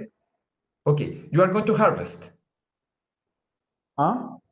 When you are going to harvest? No. I told after harvest. No, but this season, when are you going to harvest your crimsons? This season we are planning 15 September.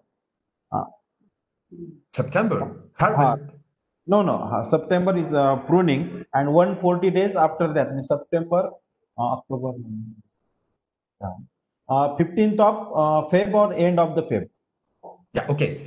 If you are going to planning to pruning on September, Yeah. just put a day, Yes. 15 of September. If you are going to Yes. pruning in 15 of September, you are going to Yeah. apply your ethylene maybe the first week of September. That's okay? Yes. First of September. Sorry? 15 days before, 1st of September. Yeah. Also, Yeah. 1st of September, you are going to apply ethylene. Yeah. Yeah. So 1st of August, 1st of August, apply CPPU.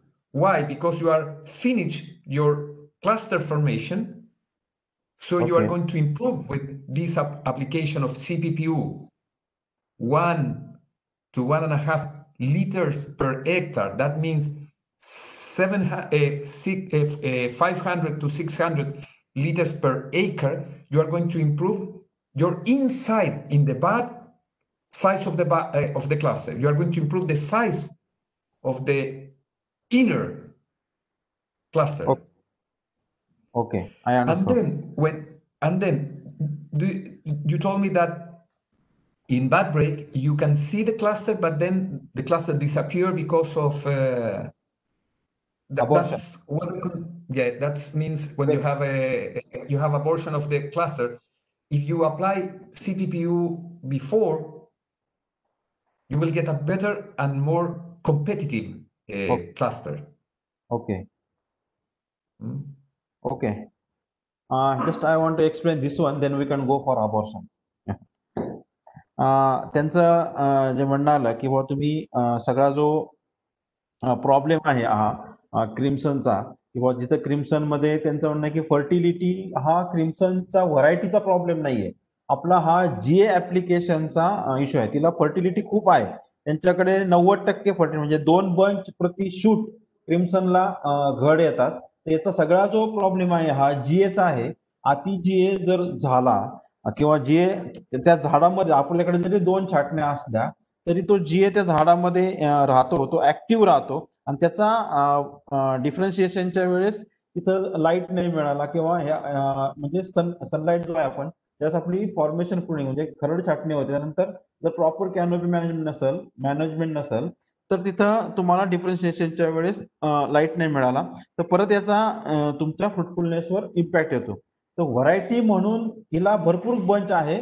आपल्या प्रॅक्टिसेसचा एक भाग आहे की आपण proper practices जर केल्या तर तुम्हाला भरपूर याच्यात घड मिळते. तर त्यांचं काय म्हणणं आलं की तुम्ही आता उदाहरणार्थ मी आज छाटणी घेणार आहे 15 सप्टेंबरला मी आज 7 तारीख आहे 15 सप्टेंबरला मी छाटणी घेणार आहे. 1 सप्टेंबरला मी इथेफॉन वापरलं इथ्रेल वापरलं आहे पानगळीसाठी किंवा स्टोरेजसाठी आपण स्टोरेजसाठी म्हणतो आणि त्याच्या 1 महिना आधी त्यांचं म्हणणं आहे की सीपीपीयू तुम्ही 1.5 लिटर प्रति हेक्टर किंवा 600 ml प्रति एकर जर सीपीपीयू वापरलं तर तुम्हाला बंच साईज किंवा घड मोठे निघतील आणि ते तुम्हाला तिथं त्याचा फायदा होईल. तर मेन सगळा जो रोल आहे की फ्रुटफुलनेसचा विषय हा क्रिम्सनचा नाहीये तर आपल्या प्रॅक्टिसेसचा आहे तर तो आपण पाहणं जरुरी आहे.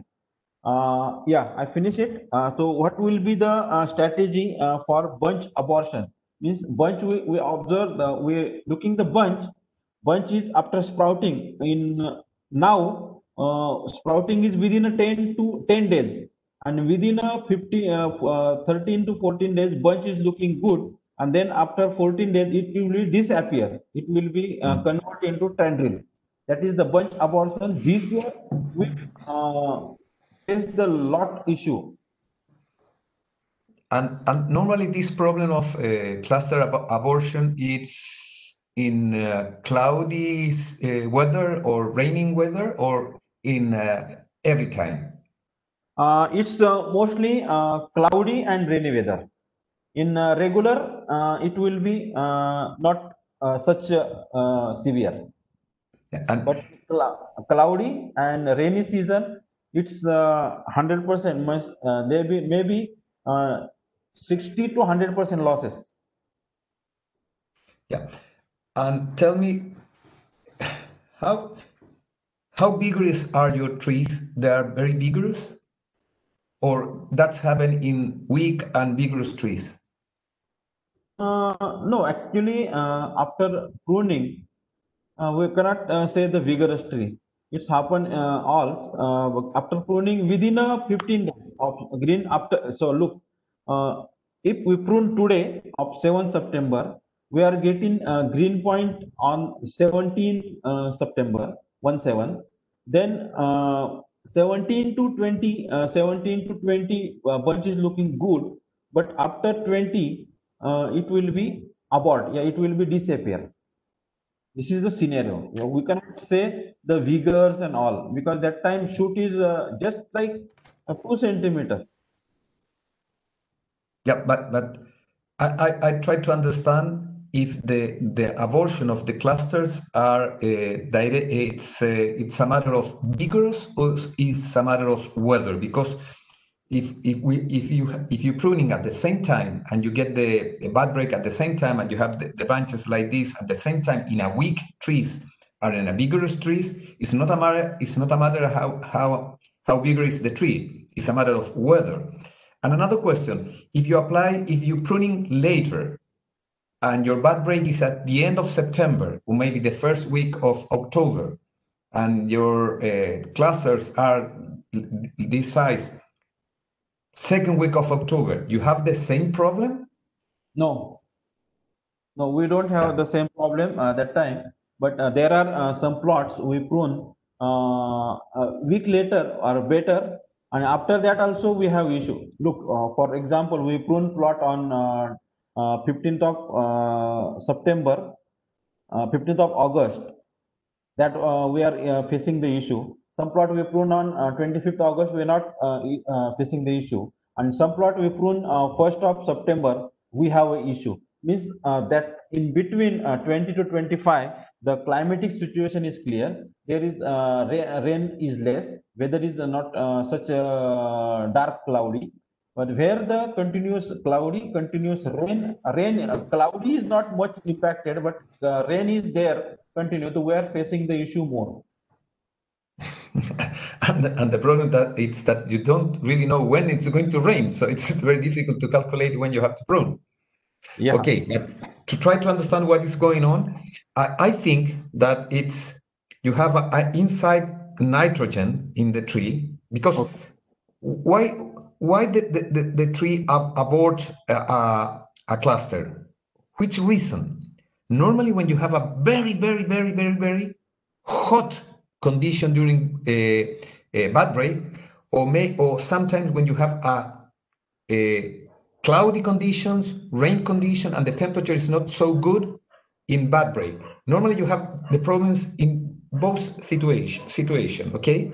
Yeah. And when you have very hot condition, it's a matter of dehydrate. It's a matter of water. It's a matter of it's not inside of the tree. But if you have some amount of nitrogen inside of the trees, and the trees start bud break, they start moving the inorganic nitrogen, not inorganic nitrogen, because the way that the nitrogen is inside of the tree in rest time, it's like a amino acid. It's arginine and putrescine start moving to inorganic nitrogen, and this inorganic nitrogen must move to organic nitrogen, another amino acid and another proteins. Okay, and that's happened because the weather condition and the temperature is go up, and the machinery of the tree start moving.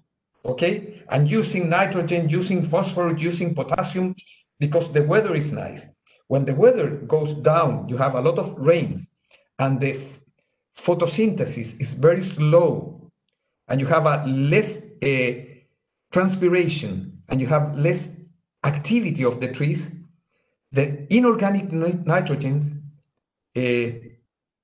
accumulate inside of the buds and in the cluster, Okay. and start going to be toxic.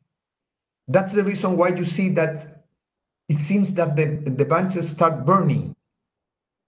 You only can see a small match, like when you burn a match. Okay, it's a brown or dark stem and disappear. It's because you cannot move your inside nitrogen. And the problem, you say, okay, but when the weather conditions are okay, I don't have the problem. So I cannot make a management, or I cannot improve another management to have less nitrogen, because it's a weather condition. You have to move with your pruning and your Dormex, cyanamide application as later as you can, to try to get a good weather. For example, here in Chile, we have a lot of plantation of avocados. Okay. And avocados have a very special weather condition for bloom time. Okay? Yeah. You need a combination of temperatures and humidity very special to have a good crop, a very good fruit set. Okay? Okay. Why we do? We can move the flower, the bloom time, we can move it depending when we pruning and depending when we harvest. And in some areas, it's not a very good commercial decision to harvest later because the price go down, but we harvest later to have a bloom later, and we apply also gibberellic acid to delay the bloom time, to try to have bloom period in a good weather condition. Okay. So my recommendation, it's okay, you can manage your nitrogen, you can apply molybdenum. When you see this season start cloudy days and rainy days, and maybe I'm going to lose my bunch, you should like this, you can apply once a time molybdenum. You cannot take the nitrogen, it's impossible. You have to try to move with a nice weather condition. To improve pruning time and everything. You understand what I mean? Because we can fight against the soil, we can fight against the water quality, but the weather, it's very difficult. So you have to move. But at the bunch abortion stage, the shoot is not more than 3 to 4 leaves. It's not like this. It is just 2 centimeter. Yes, but I mean, you can apply molybdenum Okay. 2 months before to try when you go in bud break. All the nitrogen was used in the formation season, in the formation pruning. The same time that you are applying CPPU that I recommend is to use at most your nitrogen, inorganic nitrogen, for not to accumulate inorganic nitrogen for the next bud break. You understand what I mean? Yes, understood. Yeah. Understood. But you have to move. You have to calculate and you have to move. And then there is a very important thing, Sachin. You say, okay, I can move 1 month later, but it's not a good business because I will harvest my crimsons in a very competitive period or when the prices are down. And you have to decide, okay, I have to move with an early red variety. Yeah. But we cannot. Because when we're planning, when make a planification of what we're going to plant, we don't have to think what grows here or what produce here. We have to think that, but we have also to think when I harvest, who is my competition? Or which varieties are competing with me? You need a strategic planification. And then you have to look for new early red varieties, or maybe later. I don't know the market in your moment. You understand what I mean? But we have to think and say, what happened in my farm? I have to produce what happened in the market, what happened in Europe, what happened with the Spanish fruit, what happened with the Chilean fruit, to understand when I have to produce my fruits in the better condition of my farm to get the best business. Okay, but we cannot move ahead 1 month later, because then if we go later, we are facing the issue of color. That's why we cannot much go ahead. Just I want to explain. It's very big information you share. I want to recollect and share. If any issue, I will again ask you. Okay, but first, Sachin, if you have an early variety, maybe you can delay your pruning and you can get early harvest. Yeah. And you have to decide, you have to think, you understand what I mean? Table grapes is not how to produce, it's how and when. Yes. Yeah, definitely, because now present we have crimson, but just I want to share, we already have a tie up with Shehan and Ara variety already is in here. Next 2023 we are getting this variety to solve the problem for color variety in Indian grapes. Okay, it's just for your information I told you. त्यांनी आपल्याला खूप मोठी म्हणजे हे सांगितलं की cluster bunch abortion, म्हणजे आपण जे काय म्हणतो की याचा अबॉर्शन जे होतंय, तर ह्याच्यात त्यांचं म्हणणं आहे की तुम्ही ज्या वेळेस बर्ड ब्रेक होतो त्यावेळेस एक तर इनसाइड नायट्रोजन तिथं ऍक्टिव्ह असतो. त्याच्यात त्यांनी मग सजेस्ट केलं जिथं सीपीपीयू तुम्ही यूज करतात त्याच वेळेस तुम्ही म्हणजे 1 महिना इथ्रेलच्या आधी तिथं मॉलिब्डेनम जरी वापरलं तर तुम्ही नायट्रोजनला तिथे कंट्रोल करणार आहे. आणि ज्यावेळेस तुमची हीट जास्त असते, ज्यावेळेस तुमचं क्लाउडी वेदर आहे, ज्यावेळेस रेन आहे, इथं तुमचा जे आहे का अबॉर्ट होतो, तर तिथं ऍक्टिव्हली नायट्रोजन हा बूस्ट होतो आणि तिथे तुमचा बंच जो आहे तो अबॉर्ट होतो. त्यामुळे आपल्याला इथे नायट्रोजन लेवल ही सगळ्यात महत्वाची आहे की कंट्रोल करणं महत्वाचं आहे.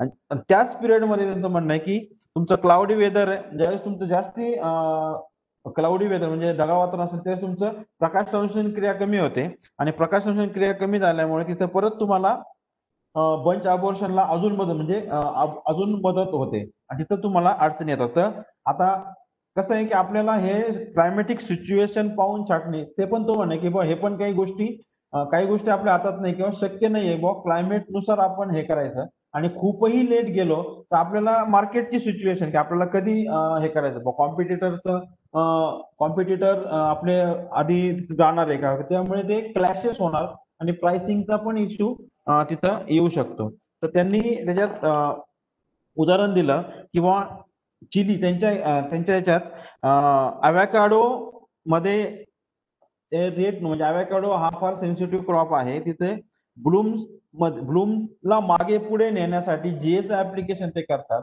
पण त्यावेळेस प्राइसिंग काय आहे किंवा मार्केट सिच्युएशन काय आहे त्यासाठी ते ऍप्लिकेशन करतात आणि ते फार सेन्सिटिव्ह क्रॉप आहे म्हणजे ते क्लायमेटला तुम्ही चेंज नाही करू शकत पण तुम्ही त्याची फ्लॉवरिंग पुढे नेऊ शकतात किंवा मागे आणू शकतात हे तुमच्या हातात आहे.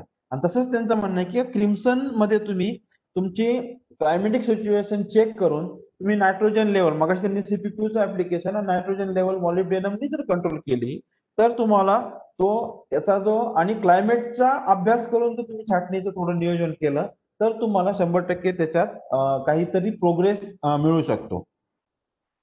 आणि मग त्यांनी ते सांगितलं की बाबा अमायनो ऍसिड्स किंवा तो एक just Dragomir let me know you explain about amino acid and nitrogen that I miss. Okay, when you go to rest time, the plants maintain the nitrogen like a proteins or just like an amino acid. The name of the amino acid is arginine and putrescine. Okay. That's the two amino acid for storage nitrogen in the plant. When the season start again, these amino acids don't move directly to another amino acid. They move first to inorganic nitrogen like nitrates and ammonium. And these nitrates and ammonium moves to the new amino acid in the plants. I mean, bromelain, the other amino acid. Okay? So, in the season when the machinery of moving of this amino acid, putrescine and arginine, to another amino acid, first they accumulate nitrates and ammonium. And nitrates and ammonium are toxic for the plants, toxic for the new tissues of the plant. I mean the cluster, the tendrils, the new leaves. Okay, so Yeah. if the temperatures go down because cloudy days or because there's a lot of rain and the temperatures go down, the plant needs temperature to move this inorganic nitrogen to another amino acid. If the temperature go down, the plant accumulate ammonium and nitrates that is toxic for the plant, and they cannot produce or synthesize another amino acid because they have no temperature.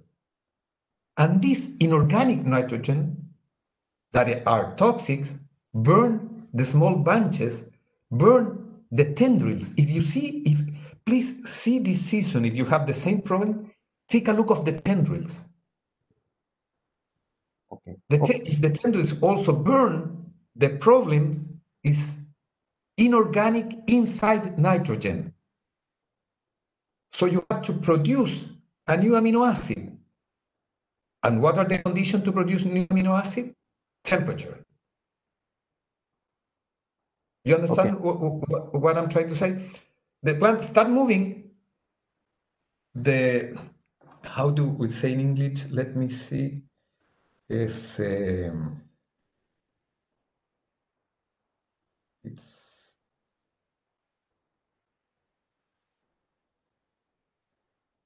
the plant make a reservation of the storage. Okay.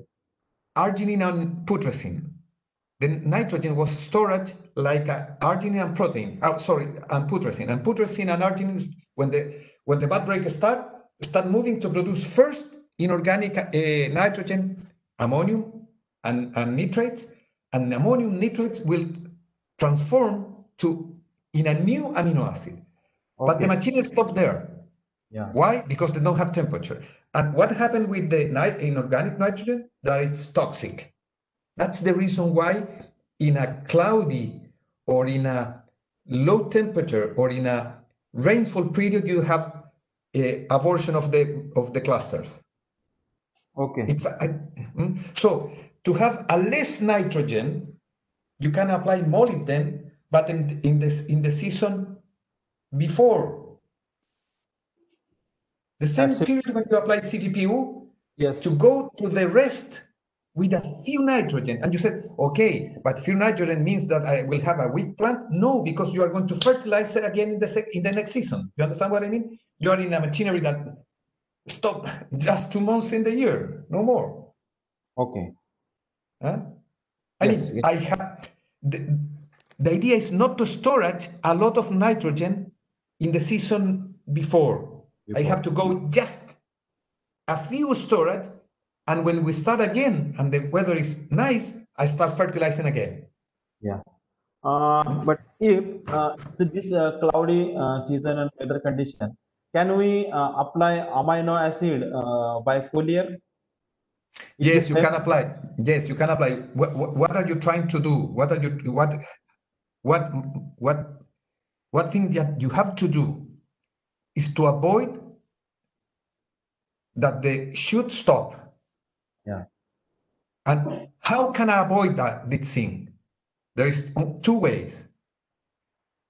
Temperature, but it's not in your hand, and you can apply amino acid, and also you can apply again CPPU to improve the cell division of the shoots. Okay. To improve the movement of the machinery in the plant. But Sachin, it's a very thin line. I mean, we can do it, but if the weather is very cloudy and very wet and the temperatures are very slow, it's impossible. Okay. Because if it is possible, you can cultivate anywhere, in any place in the world, table beds, and that's not true. You have a very thin line between temperature and to improve a manager to reduce this problem. But you can do it. What's going on inside of the plant? The plant now it's accumulate inorganic nitrogen. So I have to move this inorganic nitrogen. How? The plant must start growing again. So I can apply CPPU 1 gram per active ingredient per hectare to start moving, but I need amino acid to feed for food for this new growth, and you can apply amino acid from seaweeds or that organic amino acid that you have in the market. Okay. Yeah. So if you see I have bad condition, weather condition, the machinery of the plant is going to stop.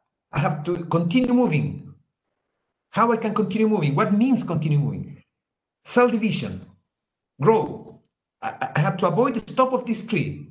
I can apply organic amino acid, foliar organic amino acid, and foliar CPPU. You cannot apply to the soil. Why? Because the roots are stopped. Why? Because the weather conditions are bad. So the roots are not starting. They are not already starting. So you have to apply foliar. Not apply any nitrogen, because you apply nitrogen to the soil to improve growth, the plant will absorb inorganic nitrogen and the problem will be bigger. Because you are going to put more inorganic nitrogen. The problem is they have too much inorganic nitrogen. So you cannot apply by the roots inorganic nitrogen. And another thing that is very important, if there is not a rain condition, just a cloudy condition, please do not irrigate. Okay. You need a lot of oxygen in the roots to start the machinery again. But we are not given the irrigation. We are given irrigation at pruning. After that, should be this stage. We can check it, make the hole, and then we can irrigate. At pruning, definitely we given full irrigation. But Okay. yeah, but after that we are Okay. not irrigate. Yeah, but if the weather conditions start cloudy, don't Okay. check. For sure, you don't need water. Okay. I'm trying to say that the most important thing is this machinery is going to stop. And if the machinery stop, I'm going to lose my clusters. So I have to avoid, I need to start again with the machinery. Manage it from the soil. Don't irrigate, don't fertilize. Okay? Why? Okay. Because I'm going to apply more inorganic nitrogen. The problem will be worst. Okay. Don't apply inorganic nitrogen foliar to start moving because the plant have a lot, but they cannot move.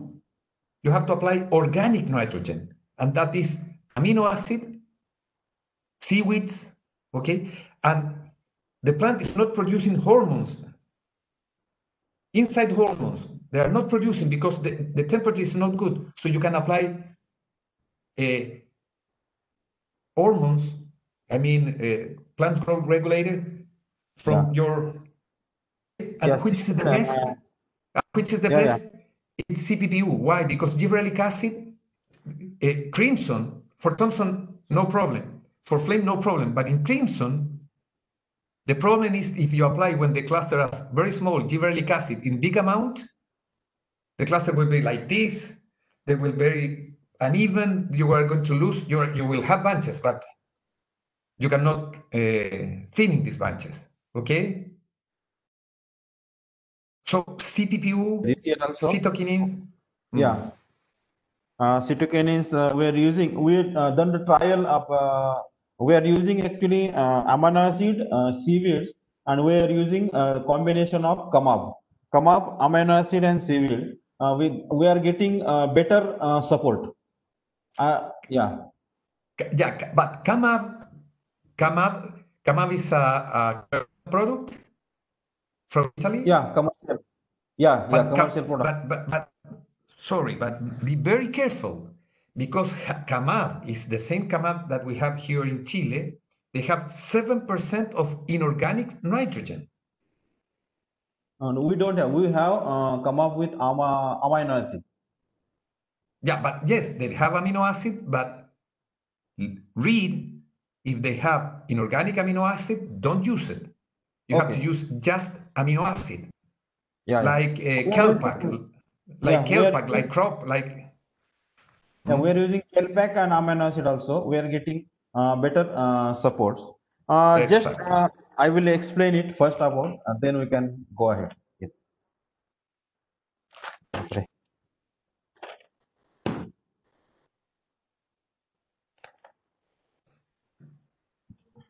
त्यांचं जे म्हणणं आलं की आपण जे प्लांटला म्हणजे rest period मध्ये आपण amino acid जे आहे arginine आणि प्रोटोसिन हे जे तयार होतात आणि रेस्ट पिरियड मध्ये काय होतं हे तयार झाल्यानंतर ज्यावेळेस तुमचं सीझन नेक्स्ट स्टार्ट होतो त्यावेळेस ते मूव्ह होत नाही आणि सीझन ज्यावेळेस स्टार्ट होतो त्यावेळेस मूव्ह होत नाही तिथे आपला इनऑर्गॅनिक नायट्रोजन तयार होतो आणि तिथे तुम्हाला नायट्रेट नायट्रोजन किंवा अमोनिकल नायट्रोजन वाढतं आणि ते तिथं तुम्हाला घातक ठरतं. आता इथं काय होतं क्लाउडी वेदरच्या वेळेस हे आर्जेनिन आणि प्रोटोसिन जे काही स्टोअर झालेले आहेत आणि जर क्लाउडी वेदर असेल तर ते प्रोटीन कन्व्हर्जन होताना ते परत नायट्रेट मध्ये कन्वर्ट होता आणि नायट्रेट मधून अमिनो आणि अमोनिकल नायट्रोजन आणि नायट्रोजन मध्ये कन्वर्ट होता आणि नायट्रोजनचा परत प्रोटीन कन्वर्ट होण्यासाठी आपल्याला हे पाहिजे तुमचं सूर्यप्रकाश पाहिजे आणि तो सूर्यप्रकाश न झाल्यामुळे तिथे ते जे आहे प्लांटला टॉक्झिक तयार होतं. टॉक्झिक म्हणजे काय तो नायट्रोजन तिथे जे काही क्लस्टर आणि शूट आहे त्यासाठी टॉक्झिक होतं आणि तिथे तुमचे घट जिरण्याचं प्रमाण जे आहे किंवा अबॉर्शनचं प्रमाण आहे ते वाढतं. तर त्यांचं काय म्हणणं आहे की ज्यावेळेस तुमचं क्लाउडी वेदर असेल टेम्परेचर लो असेल आणि तुमचं ढगाळ वातावरण जास्त असेल त्यावेळेस तुमचं अक्युम्युलेशन जे होतं नायट्रेट नायट्रोजनचं अक्युम्युलेशन होतं आणि तिथं तुम्हाला ते सपोर्ट करतंय की अमिनो ऍसिड तयार करण्याच्या ऐवजी ते तुम्हाला झाडाला टॉक्झिक होतं. आणि जर तुमचं ऊन नाहीये, टेम्परेचर नाहीये, तर तिथे तुमची ही अमिनो ऍसिडची क्रिया थांबून जाते आणि तिथे जे आर्जेनिन आणि प्रोटोसिन आहे ते नायट्रोजन प्रोड्यूस करतात आणि ते नायट्रोजन तुमच्या बंचला टॉक्झिक होतात आणि मग ती तुमचा घड जिरण्यासाठी तिथं मदत होते. तर त्यांचं म्हणणं आहे की तुम्ही नायट्रोजनला कंट्रोल करण्यासाठी जो सीपीक्यूचा स्प्रे आपण दिलेला आहे त्या पिरियड मध्ये तुम्ही तिथं मॉलिब्डेनमचा ऍप्लिकेशन करा की तो नायट्रोजन तो कंट्रोल ठेवा. आणि सगळ्यात मी त्यांना मग प्रश्न विचारला होता की आपण इथं अमायनो ऍसिड वगैरे वापरू शकता. तर त्यांचं काय म्हणणं आहे की सीपीप्यू जसं थॉम्सन आणि फ्लेम मध्ये त्यांनी जीए रिकमेंड केलाय तसा क्रिम्सन मध्ये जीए त्यांनी रिकमेंड केलेला नाही. तिथं सीपीप्यू फक्त त्यांनी रिकमेंड केला आहे सायटोकायनिन लेवल वाढवण्याच्या हिशोबाने. कारण जीए जर दिला तर तो बंच डायरेक्ट मोठा होतो आणि तो नंतर वेडावाकडा होतो आणि तिथे तुमचं अजून नुकसान होतं. तर जीए ला क्रिम्सन ही जी व्हरायटी आहे ती फार सेन्सिटिव्ह आहे. तर त्यामुळे आपल्याला याचा जो जीएचा वापर करायचा नाहीये. पण सीपीप्यू, अमिनो ऍसिड्स आणि सीवीड म्हणजे केल्प आपण इथं वापरू शकतो की ते तुम्हाला जस्ट बूस्टर. मी त्यांना विचारलं ह्याचं जर आता अमिनो ऍसिड तयार होत नाहीये तिथं जर हे आर्जेनाइन आणि प्रोटोसिन हे तुमचे नायट्रेट मध्ये कन्वर्ट होतात आणि ते नायट्रेट ढगाळ वातावरण असल्यामुळे नायट्रेटचं टॉक्झिक होतं, त्याचं प्रोटीन मध्ये कन्वर्ट होत नाही किंवा पुढचे दुसरे अमिनो ऍसिड तयार होत नाही आणि हे अमिनो ऍसिड तयार नाही झाले तर परत तिथं घड जिरण्यासाठी काम करतात. तर त्यावेळेस तुम्ही तिथं बाहेरून तुम्ही अमिनो ऍसिड जे आहे ते तुम्ही तिथं द्या आणि किंवा तिथं तुम्ही सीवीड जे आहे तर त्याचा वापर तुम्ही तिथं केला पाहिजे. आता त्याच पिरियडमध्ये त्यांचं म्हणणं काय आलं की तुम्ही जमिनीतून कुठल्याही प्रकारचे खतं म्हणजे नायट्रोजन युक्त खतं देऊ नका आणि कारण तिथं रूटच तुमचे ऍक्टिव्ह नाहीये त्यामुळे तुम्ही त्या खतांचा वापर तिथं करू नका. त्यानंतर त्यांचं म्हणणं आलं की क्लाउडी वेदर जर असेल तर तिथं तुम्ही इरिगेट करू नका. जर क्लाउडी वेदर असेल तर इरिगेट करू नका आणि इरिगेट जर केल्यामुळे काय होतं की तुमची झाडाची जी मशीन आहे प्लांटची मशीन आहे मुवमेंटची स्टॉप होते. तर तिथं खूप कंटिन्यू डार्क आणि क्लाउड असेल तर इरिगेट करू नका. नंतर तुम्ही स्प्राउटिंग झाल्यानंतर तुम्ही त्याला इरिगेशन द्या. या ड्रॅगन या we finish this fruitfulness and bunch abortion. Then we can go for nutrition management guideline. Nutrition. 10 minutes The same the same that we talked in the last session is you have to manage the nitrogen very carefully because it's a very vigorous variety, and you have to be aware about the thinning of the bunch in the season. I prefer you have a short period between bud break to bloom time. I prefer to fertilize a very few amount between bud break and flowering, no more than in my slides I told you that was 20%, but I prefer in crimsons no more than 10%. And then when you have fruit set and you are really sure how much fruit do you have, then you start your big fertilizing of nitrogen, because it's very important to avoid the abortion of the berries and loose bunches. And when you have to be very careful in your formation season, the last season that you have, because if you apply a lot of nitrogen, you will have a very big apical domination, and you will have a lot of nitrogen storage, nitrogen like putrescine and arginine, and you have the next season problem. So you have to be very careful. I gave you a program of fertilizer, but it's very difficult to give a recommendation if you don't see the orchard, because you have to see how much the crop do you have last year, the size of the shoots, how vigorous you are. It's difficult to give a recommendation. But what is very important in red varieties to improve color, if you have to go to the top of the potassium fertilization. If, for example, if you apply 1 unit of nitrogen, you have to apply 1.5 unit of potassium. Why? Because potassium, it's very important, not directly for the color. It's important because when you are getting color in red varieties and in black varieties, you are using the inside potassium for different things. One for color, the other one goes to the roots, the other goes to the buds, and the other go to the shoots. So maybe you have inside potassium levels okay, but in the period of softening, the potassium are using for a lot of things: roots growth, shoot growth, formation of the new buds, and also for color. And you can have a false, you can have a non-true deficit of potassium. I mean, you have a big amount, but for color, you are sacrificing your potassium. So it's very important to use the top of recommendation of potassium. I mean, for 1 of nitrogen, 1.5 of potassium, and you have to concentrate potassium very close to softening. People normally say, I'm going to apply foliar potassium. Okay, they are okay. It's okay. It's just to equilibrate. But it's very important that you have to concentrate your drip fertilization of potassium very close to softening, because you need a lot of potassium in this period for roots, for shoot, for new buds, and for clusters, for color. Potassium is not really directly response of the color, it's phosphorus. Phosphorus is the real response of the color. But if you have less potassium, you will have less phosphorus and less color.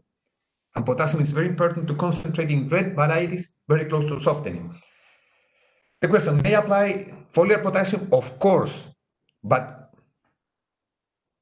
concentrate your drip irrigation fertilizer during softening. And the other thing that is very important, you need for color varieties, you have to be in the top of the range of foliar recommendation of phosphorus. So I recommend at the end of shatter, in any foliar application, to apply phosphoric acid as a phosphorus fertilizer and also a pH regulator. Okay, you know that the best pH of the application solution, it's between 6.5 to 7. If your water have more than this, you can go down with the pH, applying some acid. Which is the best acid? Phosphoric acid, because you move the pH, you manage the pH, and also you are applying phosphorus.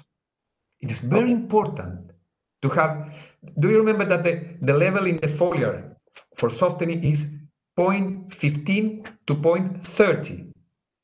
I rather to be in 0.40, 0.40, because phosphorus is the mother of the color. Okay. Because the promotion start with phosphorus, but you have to be very careful also with potassium. Okay? Okay. त्यांचं म्हणणं जे काय आहे किंवा nutrition management मी मागे पण तुम्हाला दिलं, पण क्रिम्सनच्या बाबतीत जो आहे nitrogen control point of view तुम्ही शटरिंग म्हणजे बेरी सेटिंग पर्यंत तुम्ही नायट्रोजनचा वापर करू नका, म्हणजे फार कमी गरजेनुसार करा. आणि आफ्टर बेरी सेटिंग तुम्ही स्टार्ट नायट्रोजन ऍप्लिकेशन, म्हणजे तुम्ही नायट्रोजनचं मनी सेटिंग झाल्यानंतर नायट्रोजनचा वापर चालू करा. की नायट्रोजनच्या बाबतीत त्यांनी फार केअरफुली हे केलंय की तुम्ही मागच्या सीझनला, म्हणजे तुमचं आपलं एप्रिल छाटणीचा जो पिरियड आहे तिथं किती नायट्रोजन दिलाय, म्हणजे हा नायट्रोजन परत तुमच्या घड जिरण्यासाठी पण तिथे घातक ठरतोय, किंवा बंच अबॉर्शन आपण म्हणतो ते घातक ठरतोय. तर तो नायट्रोजन तुम्ही कंट्रोल करणं फार महत्वाचं, आणि त्याचा इम्पॅक्ट तुम्हाला नेक्स्ट सीझनला येणार आहे. म्हणजे आता मागच्या एप्रिलला आपण किती नायट्रोजन दिला आहे तर तो याचा इम्पॅक्ट, आता आपण शेणखत भरपूर टाकतो म्हणजे नायट्रोजन तिथं भरपूर आपण देतोय, तर त्या पिरियडमध्ये त्याचा जे मेन रिझल्ट आहेत आपल्या इथं पण त्याचे साईड इफेक्ट जाणवत आहेत. त्यामुळे नायट्रोजनला त्यांचं म्हणणं आहे की तुम्ही एकदम केअरफुली ऑपरेट करा, म्हणजे गरजेनुसारच हे करा. त्यानंतर रेड कलर इम्प्रुव्हमेंटसाठी त्यांचं म्हणणं आहे की पोटॅशियम आणि फॉस्फरस हे दोन फार महत्वाचे घटक आहे. आणि आफ्टर सेटिंग म्हणजे बेरी सेटिंग नंतर त्यांनी जो रेशो दिलाय किंवा नायट्रोजन तुम्ही 1 किलो यूज करत असाल तर पोटॅशियम 1:1.5 म्हणजे त्याच्या 1.5 पट तुमचं पोटॅश केलं पाहिजे. ते तुम्हाला कलर डेव्हलपमेंटसाठी पण कलर व्हरायटीला कलर डेव्हलपमेंटसाठी काम येणार आहे. आणि ब्लॅक व्हरायटीला इनसाइड पोटॅश लेवल किंवा सॉफ्टनिंग नंतर तुम्ही जर यूज केला तर ते तुम्हाला उपयोगात येणार आहे. आता याच्यात त्यांचं म्हणणं काय आहे की तुमचा जर पोटॅश लेवल कमी असेल, फॉस्फरस लेवल कमी असेल तर तुमचा कलर पण कमी येणार आहे. आणि तुम्ही ड्रीप इरिगेशन जे आहे सॉफ्टनिंगला प्रॉपर ड्रीप इरिगेशन करणं महत्वाचं आहे. आणि त्यावेळेस सुद्धा तुम्ही फॉस्फरसची लेवल ही लक्झरियस ठेवणं जरुरी आहे. फॉस्फरस हा सगळ्यात मोठा रोल करतोय कलर डेव्हलपमेंटसाठी. त्याचा जर आपण हे केला किंवा मदर ऑफ कलर म्हणजे ते कलर जर तुम्हाला प्रॉपर आणायचा असेल तर फॉस्फरस हा लक्झरियस असणं जरुरी आहे. मग त्यांचं काय म्हणणं आहे की तुम्ही एकदा एंड ऑफ शॅटरिंग ज्यावेळेस तुमचं 100% बेरी सेटिंग झालं, तिथून नंतर तुमचं सायझिंगचं चालू झालं, तर त्यावेळेस तुम्ही फोलियर मधून जे काही औषधं फवारणी करणार आहे किंवा करणार आहे त्यावेळेस तुम्ही त्याच्या पाण्याचा पीएच हा 6.5 ते 7 हा ठेवा. आणि तो पाण्याचा पीएच रेग्युलेट करण्यासाठी तुम्ही फॉस्फरिक ऍसिडचा वापर करा. आणि तो फॉस्फरिक ऍसिडचा वापर केल्यामुळे तुमचा बेस्ट आणि स्वस्त ऑप्शन आपल्याला तो आहे. आणि त्याच्यासोबत तो तुम्हाला सपोर्ट करणार आहे की फॉस्फरसची लेवल वाढवण्यासाठी. त्यामुळे इथे आपण फॉस्फरिक ऍसिडने जर पीएच रेग्युलेट केला तर आपल्याला ते कलर डेव्हलपमेंटसाठी पण मदत करणार आहे. म्हणून आपल्याला फॉस्फरस लेवल, पोटॅश लेवल ह्या ज्या आहेत ह्या दोन्ही लेवल लक्झरियस ठेवायच्या आहे की जेणेकरून आपला कलर पण चांगला येणार आहे. या ड्रॅगोमीर. That's for fertilization. I told you that it's very difficult from here to give a recommendation exactly the fertilization, but that's are the tips that I can give you for fertilization. Okay. या आणि त्यांनी एक मगाशी हे सांगितलं की आपल्याला त्यांनी फर्टिलायझरचं देणं असं इतकं इझी नाहीये. मी तिथनं प्लॉट तुमचे प्लॉट किंवा काय पाहिले किंवा शूट किती विगरस आहे किंवा काय त्यानुसार मी रिकमेंडेशन देऊ शकतो. त्याच्यानंतर they have one question Dragomir. Is the crimson seedless is work in very deep black soil? If the crimson what in the deep black soil? How to manage in deep black soil? Yeah, high clay content of soil. A lot of clay? Very deep black cotton soil. Yeah, high clay content is high, means the soil water holding capacity is very high. How to manage the crimson? Sorry, I hear very difficult. I understand how to manage a crimson that is planting in a very deep black soil. Yeah. What? Deep black soil means the soil have a high water holding capacity or more clay content. Okay, it's not a matter it is crimson or not. It's the matter of the soil. Okay, so if you manage any variety, the question it goes to any variety. It's not important if it's crimson or not crimson. Okay, when you have a very with a high content of clay and it's very deep and it's very I mean it's very vigorous soil, okay, because they have a lot of organic matter.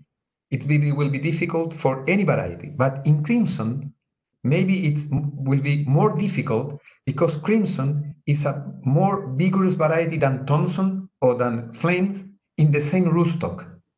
Okay. Well, we say something in Chile. We are general after the battle. Normally, all we are general after the battle. Okay, that means my recommendation it's like to be a general after the battle. What means that? That I will recommend you try to use a weak rootstock, not to use Salt Creek or the rootstock that you have that is very vigorous. Okay. St. George.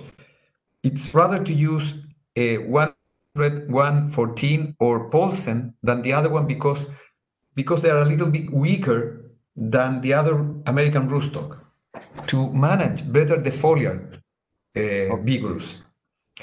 But what will be my recommendation? I never see the orchard. It's very difficult to say from here, okay? But if I'm thinking you have a deep soil with a with a lot of clay, a big organic matter in the soil. So it's a very vigorous and strong soil, and you are using a strong rootstock, and you are using a strong variety.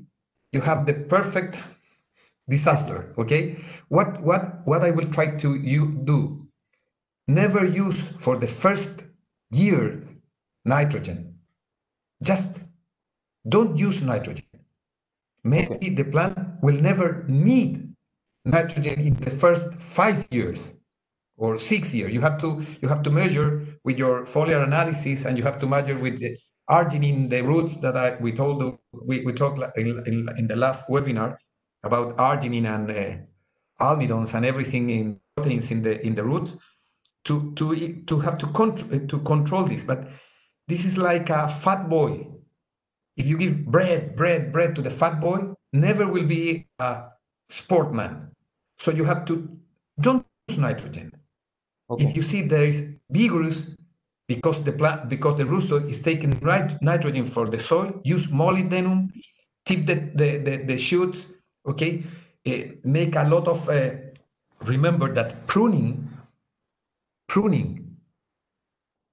dormant pruning. And red pruning, I mean tipping, topping, take leaves, produce small trees and weak trees. If you pruning more, what are you looking for? To have a weak tree, to have a more controlled tree. So take shoots, take leaves, tip the shoots. Try to use all the vigorous to reduce the vigorous, because you will have a very good problem, because you make a combination that is very difficult to manage. Very good soil, very strong rootstock, and very strong variety. So what is your enemy? Nitrogen. Take out the nitrogen. What's going on? The shoots will grow. Tip the shoot, take the shoot, manage the fire. Okay? To a weak variety, a weak orchard, and the orchard said, now I need nitrogen. Now, you push me, you hit me, you treat me like garbage, so now I need nitrogen. You have to go down with the vigorous, okay? If I may, again, this plantation, maybe I'm going to use a weak rootstock. I'm going to plant it separate. Okay. If you plant it very close, you have a bigger problem with shadow.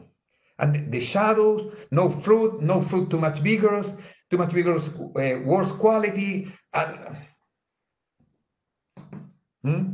Yeah. So,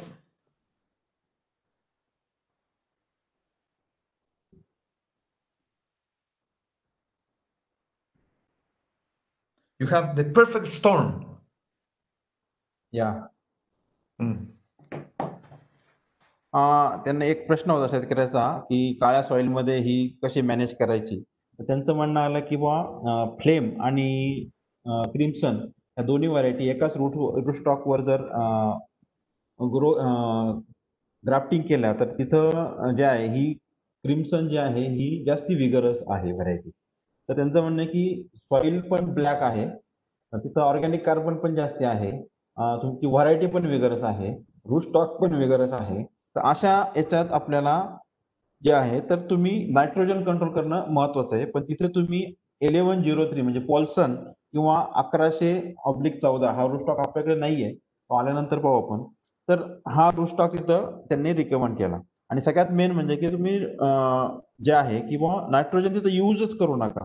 आणि soil test तुम्ही त्यावेळेस करता किंवा अर्जेनिन किंवा प्रोटोसिन जे तिथले जे हे proteins आहेत ते तुम्हाला चेक करणं जरुरी आहे. त्यामुळे तुम्ही मॉलिब्डेनमचा वापर करा किंवा शेंडे टिप करा किंवा शूट तुम्ही आहे ते टिप करा. तर त्यांचं म्हणणं आहे की तुमची शाडो पण आहे, डीप सॉइल पण आहे, विगरस रूट स्टॉक पण आहे आणि विगरस व्हरायटी पण आहे. तर हे सगळ्या गोष्टी हे सगळे आपले दुश्मन आहेत क्रिम्सनसाठी. आणि तसं पाहिलं तर हे सगळ्याच गोष्टी प्रत्येक कुठल्याही व्हरायटीला दुश्मनच आहे. पण क्रिम्सनला हे जास्त सुटेबल आहे किंवा तुम्ही तिथं अशा पद्धतीने न जाता तिथं आपला रूट स्टॉक हा सगळ्यात महत्वाचा मुद्दा आहे की मग कुठला रूट स्टॉक आहे. तिथं तुम्ही नायट्रोजन हा पूर्णपणे बंद करा. नायट्रोजन त्यांचं म्हणणं की 2-3 वर्ष किंवा 4 वर्षापर्यंत तुम्ही नायट्रोजन किंवा त्या टेस्ट करा. टेस्टनुसार तुम्ही नायट्रोजनचं ऍप्लिकेशन करा. application द्यायचं आहे. एवढा. This last question, Dragomir. There is TSS means total solids and acid ratio. Do you mean for harvest? During harvest, Yeah. bricks and Yeah. acid ratio. Yeah, our standard it's 15. Do you hear me? Yeah. Do you hear me? Yes. Yeah, is the 15 bricks with a 20 ratio. That's the more unmaturity that we can harvest. 15 to 15.5, but the ratio must be 20. Normally we harvest our crimsons with 18 to 20 bricks, and the acidity is 0.5 to 0.7. Because if you harvest less than 0.7 of acidity, the shell life will be very short. Okay. If you want to travel, if you want to go with the fruit very far away, you need that the acidity must be up over 0.6, ideal 0.7. Doesn't matter how much bricks do you have, solid acid. I mean, for conservation, for shell life of the fruit, what's more important, acidity or solid soils? Okay, or bricks. Bricks doesn't matter. Important is acidity, because acidity means how older is your fruit. If the acidity is 0.4, you will have a very short life, shell life. The ideal acidity is 0.7, but you can harvest with 0.55, 0.6 acidity. And solid concentration, sugar concentration, it's better to be in 19, 18 because it's sweetie for the customer. But when the sugar goes over 20, you are talking about old fruit with a future short shell life. Why? Because the acidity, maybe it's 0.4. So if you said, but give me your recommendation, we did the best for traveling, for quality, for everything, for shell life, in bricks, between 18 to 19, and the acidity between 0.5, ideal 0.7. Okay. मी एक question विचारला होता त्यांना, प्रश्न विचारला होता की बुवा acid sugar ratio काय असला पाहिजे. तर त्यांनी सांगितलं की ब्रिक्सच्या बाबतीत क्रिम्सन जे आहे साधारण 18 ते 20 असं त्यांचं म्हणणं आहे किंवा 18 ते 19 ब्रिक्स असेल आणि ऍसिडिटी जी आहे ती 0.5 ते 0.7 असेल. आता जर ती ऍसिडिटी 0.4 असेल, याच्यात आपल्याला ब्रिक्स महत्वाचं नाही तर ऍसिडिटी महत्वाची आहे. ऍसिडिटी का महत्वाची? किंवा लॉंग ट्रॅव्हल असेल किंवा शेल्फ लाईफ असेल किंवा तुम्ही जास्त दिवस टिकवण क्षमता कोल्ड रूमला किती दिवस आहे ते सगळं तुमच्या ऍसिडिटीवर अवलंबून असतं. आणि ती ऍसिडिटी जर तुमची 0.4 असेल तर तुमचं सेल्फ लाईफ, समज उदाहरणार्थ 0.4 असेल तर तुमचं टिकाऊपणा 2 महिनेच राहील. तर जर मी उदाहरण म्हणून सांगतोय, मी एक्झॅक्ट सांगत नाहीये. जर तुमची ऍसिडिटी 0.5 असेल तर तुमचं 3 महिने राहील, आणि जर ऍसिडिटी तुमची 0.6 ते 0.7 असेल तर तुमचा टिकाऊपणा हा 5 ते 6 महिने राहील. त्याच्यात सगळ्यात महत्वाचा मुद्दा जो आहे की ऍसिडिटी ही 0.6 to 0.7 जर असेल तर तुमचं सेल्फ लाईफ त्या याचं चांगलं असेल, आणि तुमचं शुगर ही साधारण 18 ते 19 पाहिजे. जर शुगर तुमची ओव्हर मॅच्युअर म्हणजे 20 ब्रिक्सच्या पुढे गेला तर 100% त्यावेळेस तुमची ऍसिडिटी 0.4 येईल आणि तुमचं सेल्फ लाईफ तिथे कमी होणार आहे. तर अशा पद्धतीने आपण यांचे बरेच क्वेश्चन्स आपण त्यांच्याकडून समजून घेतले.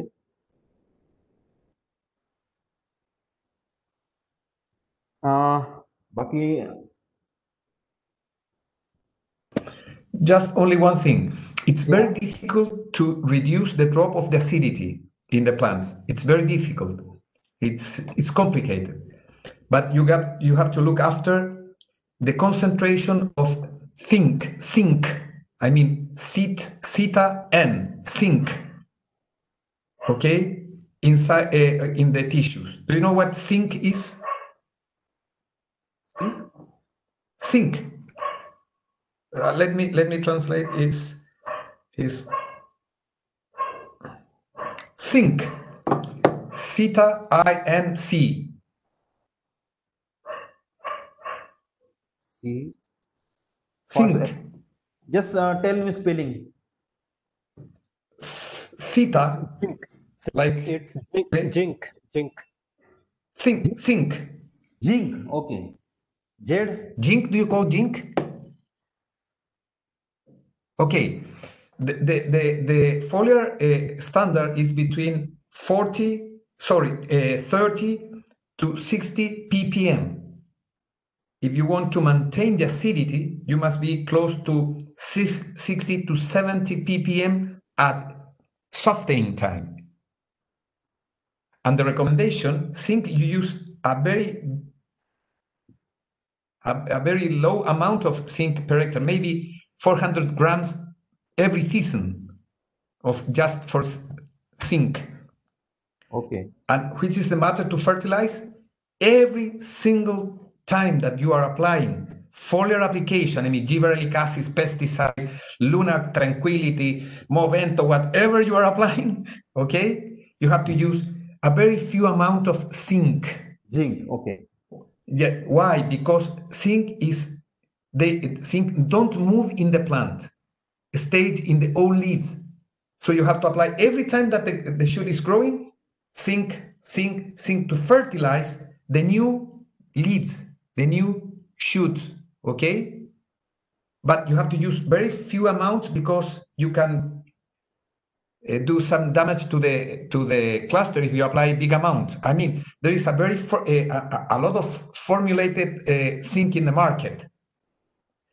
If the recommendation of the people who sell this product is, for example, 1 liter per acre twice in the season or 3 times in the season, please apply 10 times in the season, but not 1 liter. Apply 300 cc per acre, the third of the dosage, every single time.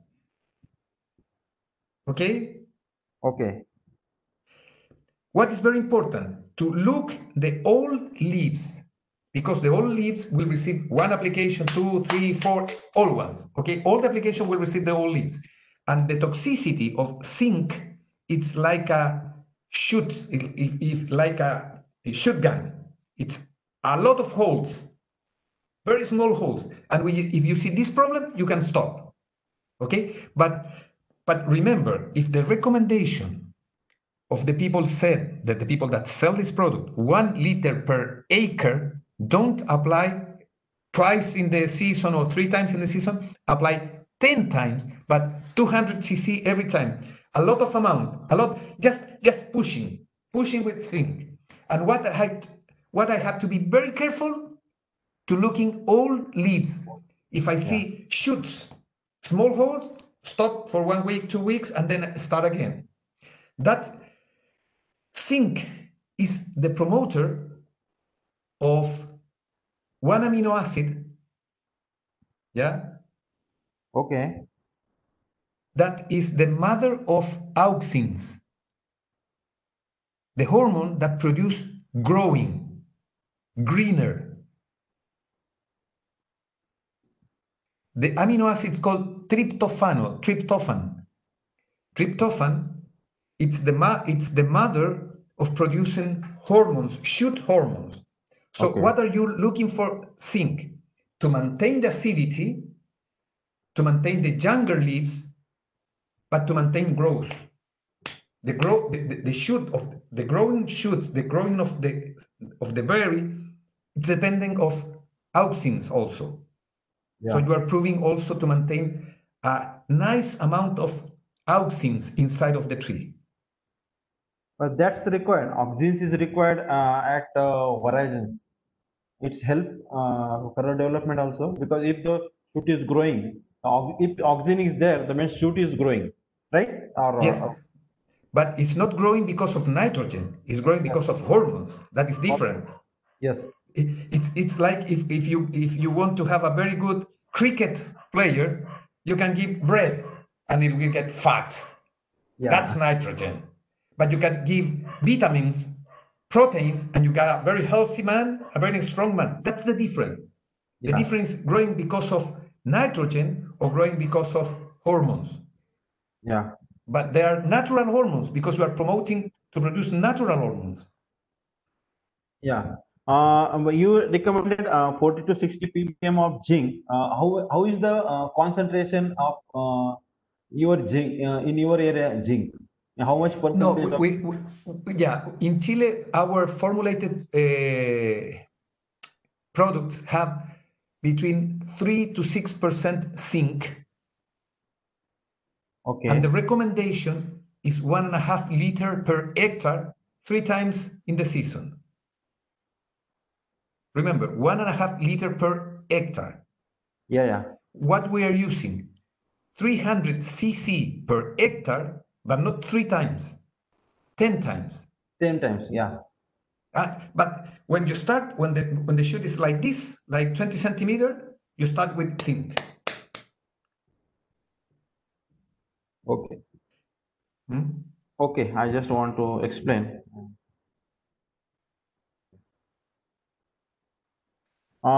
त्यांनी आपण एक कुठून आलो होतो? हा हे आपण acid शुगरचा ब्रिक्सचा ratio आलो होतो, आणि त्याच्यानंतर त्यांनी एक सांगितलं किंवा तुम्ही ह्या सगळ्या याच्यात झिंकचा फार मोठा रोल आहे. तर त्यांचं म्हणणं आहे की तुम्ही झिंक जे आहे ते 20 सेंटीमीटर शूट्स पासून वापर करा, आणि त्याचा वापर कंटिन्यू करा. तुम्ही लुना वापरताय किंवा अँट्रॅकॉल मध्ये ऑलरेडी आहे, किंवा कुठलेही तुम्ही बुरशीनाशक मेलिडो वापरताय, तर त्याच्यात तुम्ही झिंकचा वापर करा. 20 सेंटीमीटर पासून शूट आहे ते चालू केलं तर ते तुमचं जे आहे का, हा विषय ऍसिडिटीवरून आला होता, तर ऍसिडिटी मेंटेन करण्यासाठी किंवा त्यासाठी ते मदत करणार आहे. आता त्यांचं म्हणणं आहे की तुम्ही झिंकचा जर वापर करताय तर तुम्ही 1 लिटर प्रति हेक्टर देत असाल, तर त्यांचं म्हणणं आहे की तुम्ही ते 10 वेळा द्या. म्हणजे 1 लिटरच्या ऐवजी 100 मिली असं 10 ऍप्लिकेशन दिले तर ते ऑक्झिन्स प्रोडक्शन. म्हणजे मी त्यांना विचारलं, मग ऑक्झिन्स तुमचं होरायझनच्या स्टेजला कलरसाठी काम येतात का? तर त्यांचं म्हणणं आहे की तुम्ही ऑक्झिन जे आहे ते झिंक किंवा व्हिटॅमिन्सनी तुमचे शूट्स वाढणार असेल तर काहीच अडचण नाही. तर त्यांनी एक उदाहरण दिलं, एक क्रिकेटर आहे आणि त्याला आपण नुसतं खाऊ घातलं आणि बसून रेस्ट ठेवली तर तो फॅट होईल, जाड होईल, आणि ते उपयोग आहे तो, दॅट इज नायट्रोजन. तर आपल्याला ते शूट ग्रोईंग ठेवायचं, ऑक्झिन्स वाढवायचे असतील तर तुम्हाला झिंकचा रोल जो आहे हा याच्याशी फार महत्वाचा आहे. तर तुम्ही झिंकचा वापर करा. म्हणजे त्यांना विचारलं मी की तुम्ही चिलीमध्ये त्यांनी सांगितलं होतं 40 ते 60 ppm आम्ही वापरतो सॉफ्टनिंगला, पण ते ऍसिडिटी हेल्पसाठी म्हणजे ऍसिडिटी वाढवण्यासाठी मदत करत आहे. तर मग त्यांना विचारलं की तुमचं कॉन्सन्ट्रेशन काय आहे, तर 3 ते 6% झिंक आहे त्याच्यात, आणि ते 1.5 लिटर प्रति हेक्टर असे 3 ऍप्लिकेशन एका सीझनला देतात. तर त्यांचं म्हणणं काय की हे 3 ऍप्लिकेशनच्या ऐवजी म्हणजे 4.5 लिटर प्रति हेक्टर जात आहे पूर्ण सीझनला, तर ते तुम्ही 4.5 ला डिवाइड करा, ते 400 नी 10 वेळा द्या, की जेणेकरून 4.5 लिटर तुमचं होणार आहे. तर झिंकचा वापर तुम्ही तो असा 20 सेंटीमीटर शूट पासून करा. आणि ज्या वेळेस त्यांचं म्हणणं आहे की तुम्हाला पानावरती असे काही होल बारीक दिसले किंवा काय, तर ती झिंकची टॉक्झिसिटी आहे. म्हणजे त्यासाठी त्यावेळेस तुम्ही ते थांबवा आणि नंतर परत तुम्ही 10-15 दिवस थांबा आणि परत झिंकचा वापर करा. तर ऍसिडिटी साठी किंवा तुमचे ऑक्झिन्स वाढवण्यासाठी झिंकचा फार मोठा रोल आहे. आणि ते तुम्हाला अजून झिंकचा रोल जे आहे की ते अमिनो ऍसिडला प्रमोट करतात. ते it's promoter to amino acid, म्हणजे ते अमिनो ऍसिड प्रमोट करण्यासाठी पण झिंक तिथं काम करतंय. तर त्यासाठी तुम्ही प्रॉपर झिंकचा ऍप्लिकेशन जर केले तर फोलियर मधून, त्यांचं म्हणणं आहे की तुम्ही फोलियर मधून झिंकचे ऍप्लिकेशन करा, ते तुम्हाला जास्ती होणार. कारण ते प्लांट मध्ये मूव्ह होत नाही झिंक, हे पानातूनच मूव्ह होतं. म्हणजे त्याचा वहन करण्याची क्रिया जी आहे प्लांट मधून जास्ती होत नाही, तर पानातून होते. म्हणून 20 सेंटीमीटर शूट्स पासून तुम्ही त्याचा वापर करा.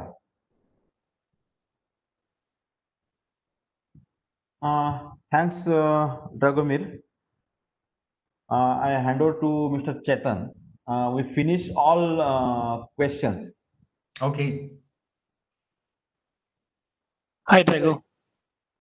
Hello. So we are come to closing session. So here I would like to thank you for guiding us or addressing our questions related to newly growing variety, that is Crimson. So thanks a lot for that. And same time मी सचिन वाळुंज सरांचे देखील आभार मानतो की त्यांनी खूप सुंदर पद्धतीने आपल्याला ते प्रश्न विचारले, त्याचं मराठीमध्ये ट्रान्सलेशन आपल्याला करून दिलं. तर थँक्यू सचिन सर. त्याचबरोबर पंकज सरांचे देखील मी आभार मानतो. आणि thanks Devesh Gupta for organising और arranging this IT platform for us. तर तुम्ही त्याचबरोबर सर्व द्राक्ष बागायतदारांचे देखील आभार मानतो. हा जो काही वेबिनार आहे हा रेकॉर्डेड आहे आणि हा वेबिनार तुम्हाला नंतर आम्ही याची लिंक शेअर करू. तुम्ही परत एकदा हा वेबिनार ऐकू शकाल. तर सर्व द्राक्ष बागायतदारांचे मी आभार मानतो. तुम्ही वेळात वेळ काढून इथे उपस्थिती दाखवली आणि तुमचे प्रश्न आम्ही बऱ्यापैकी कव्हर करण्याचा प्रयत्न केलाय. यानंतरही जे काही आपले काही प्रश्न असतील तर ते प्रश्न आपण त्यांना व्हॉट्सअपच्या माध्यमातून पाठवून आपण त्याचे उत्तर त्यांच्याकडून घेण्याचा प्रयत्न करू. तर हा सेशन इथे संपला असं मी घोषित करतो. थँक्यू आणि चालू द्राक्ष हंगामासाठी सर्वांना शुभेच्छा. Thanks Drago. Thanks, Drago. Bye. Yeah, see you soon. Bye, Sachin. Bye.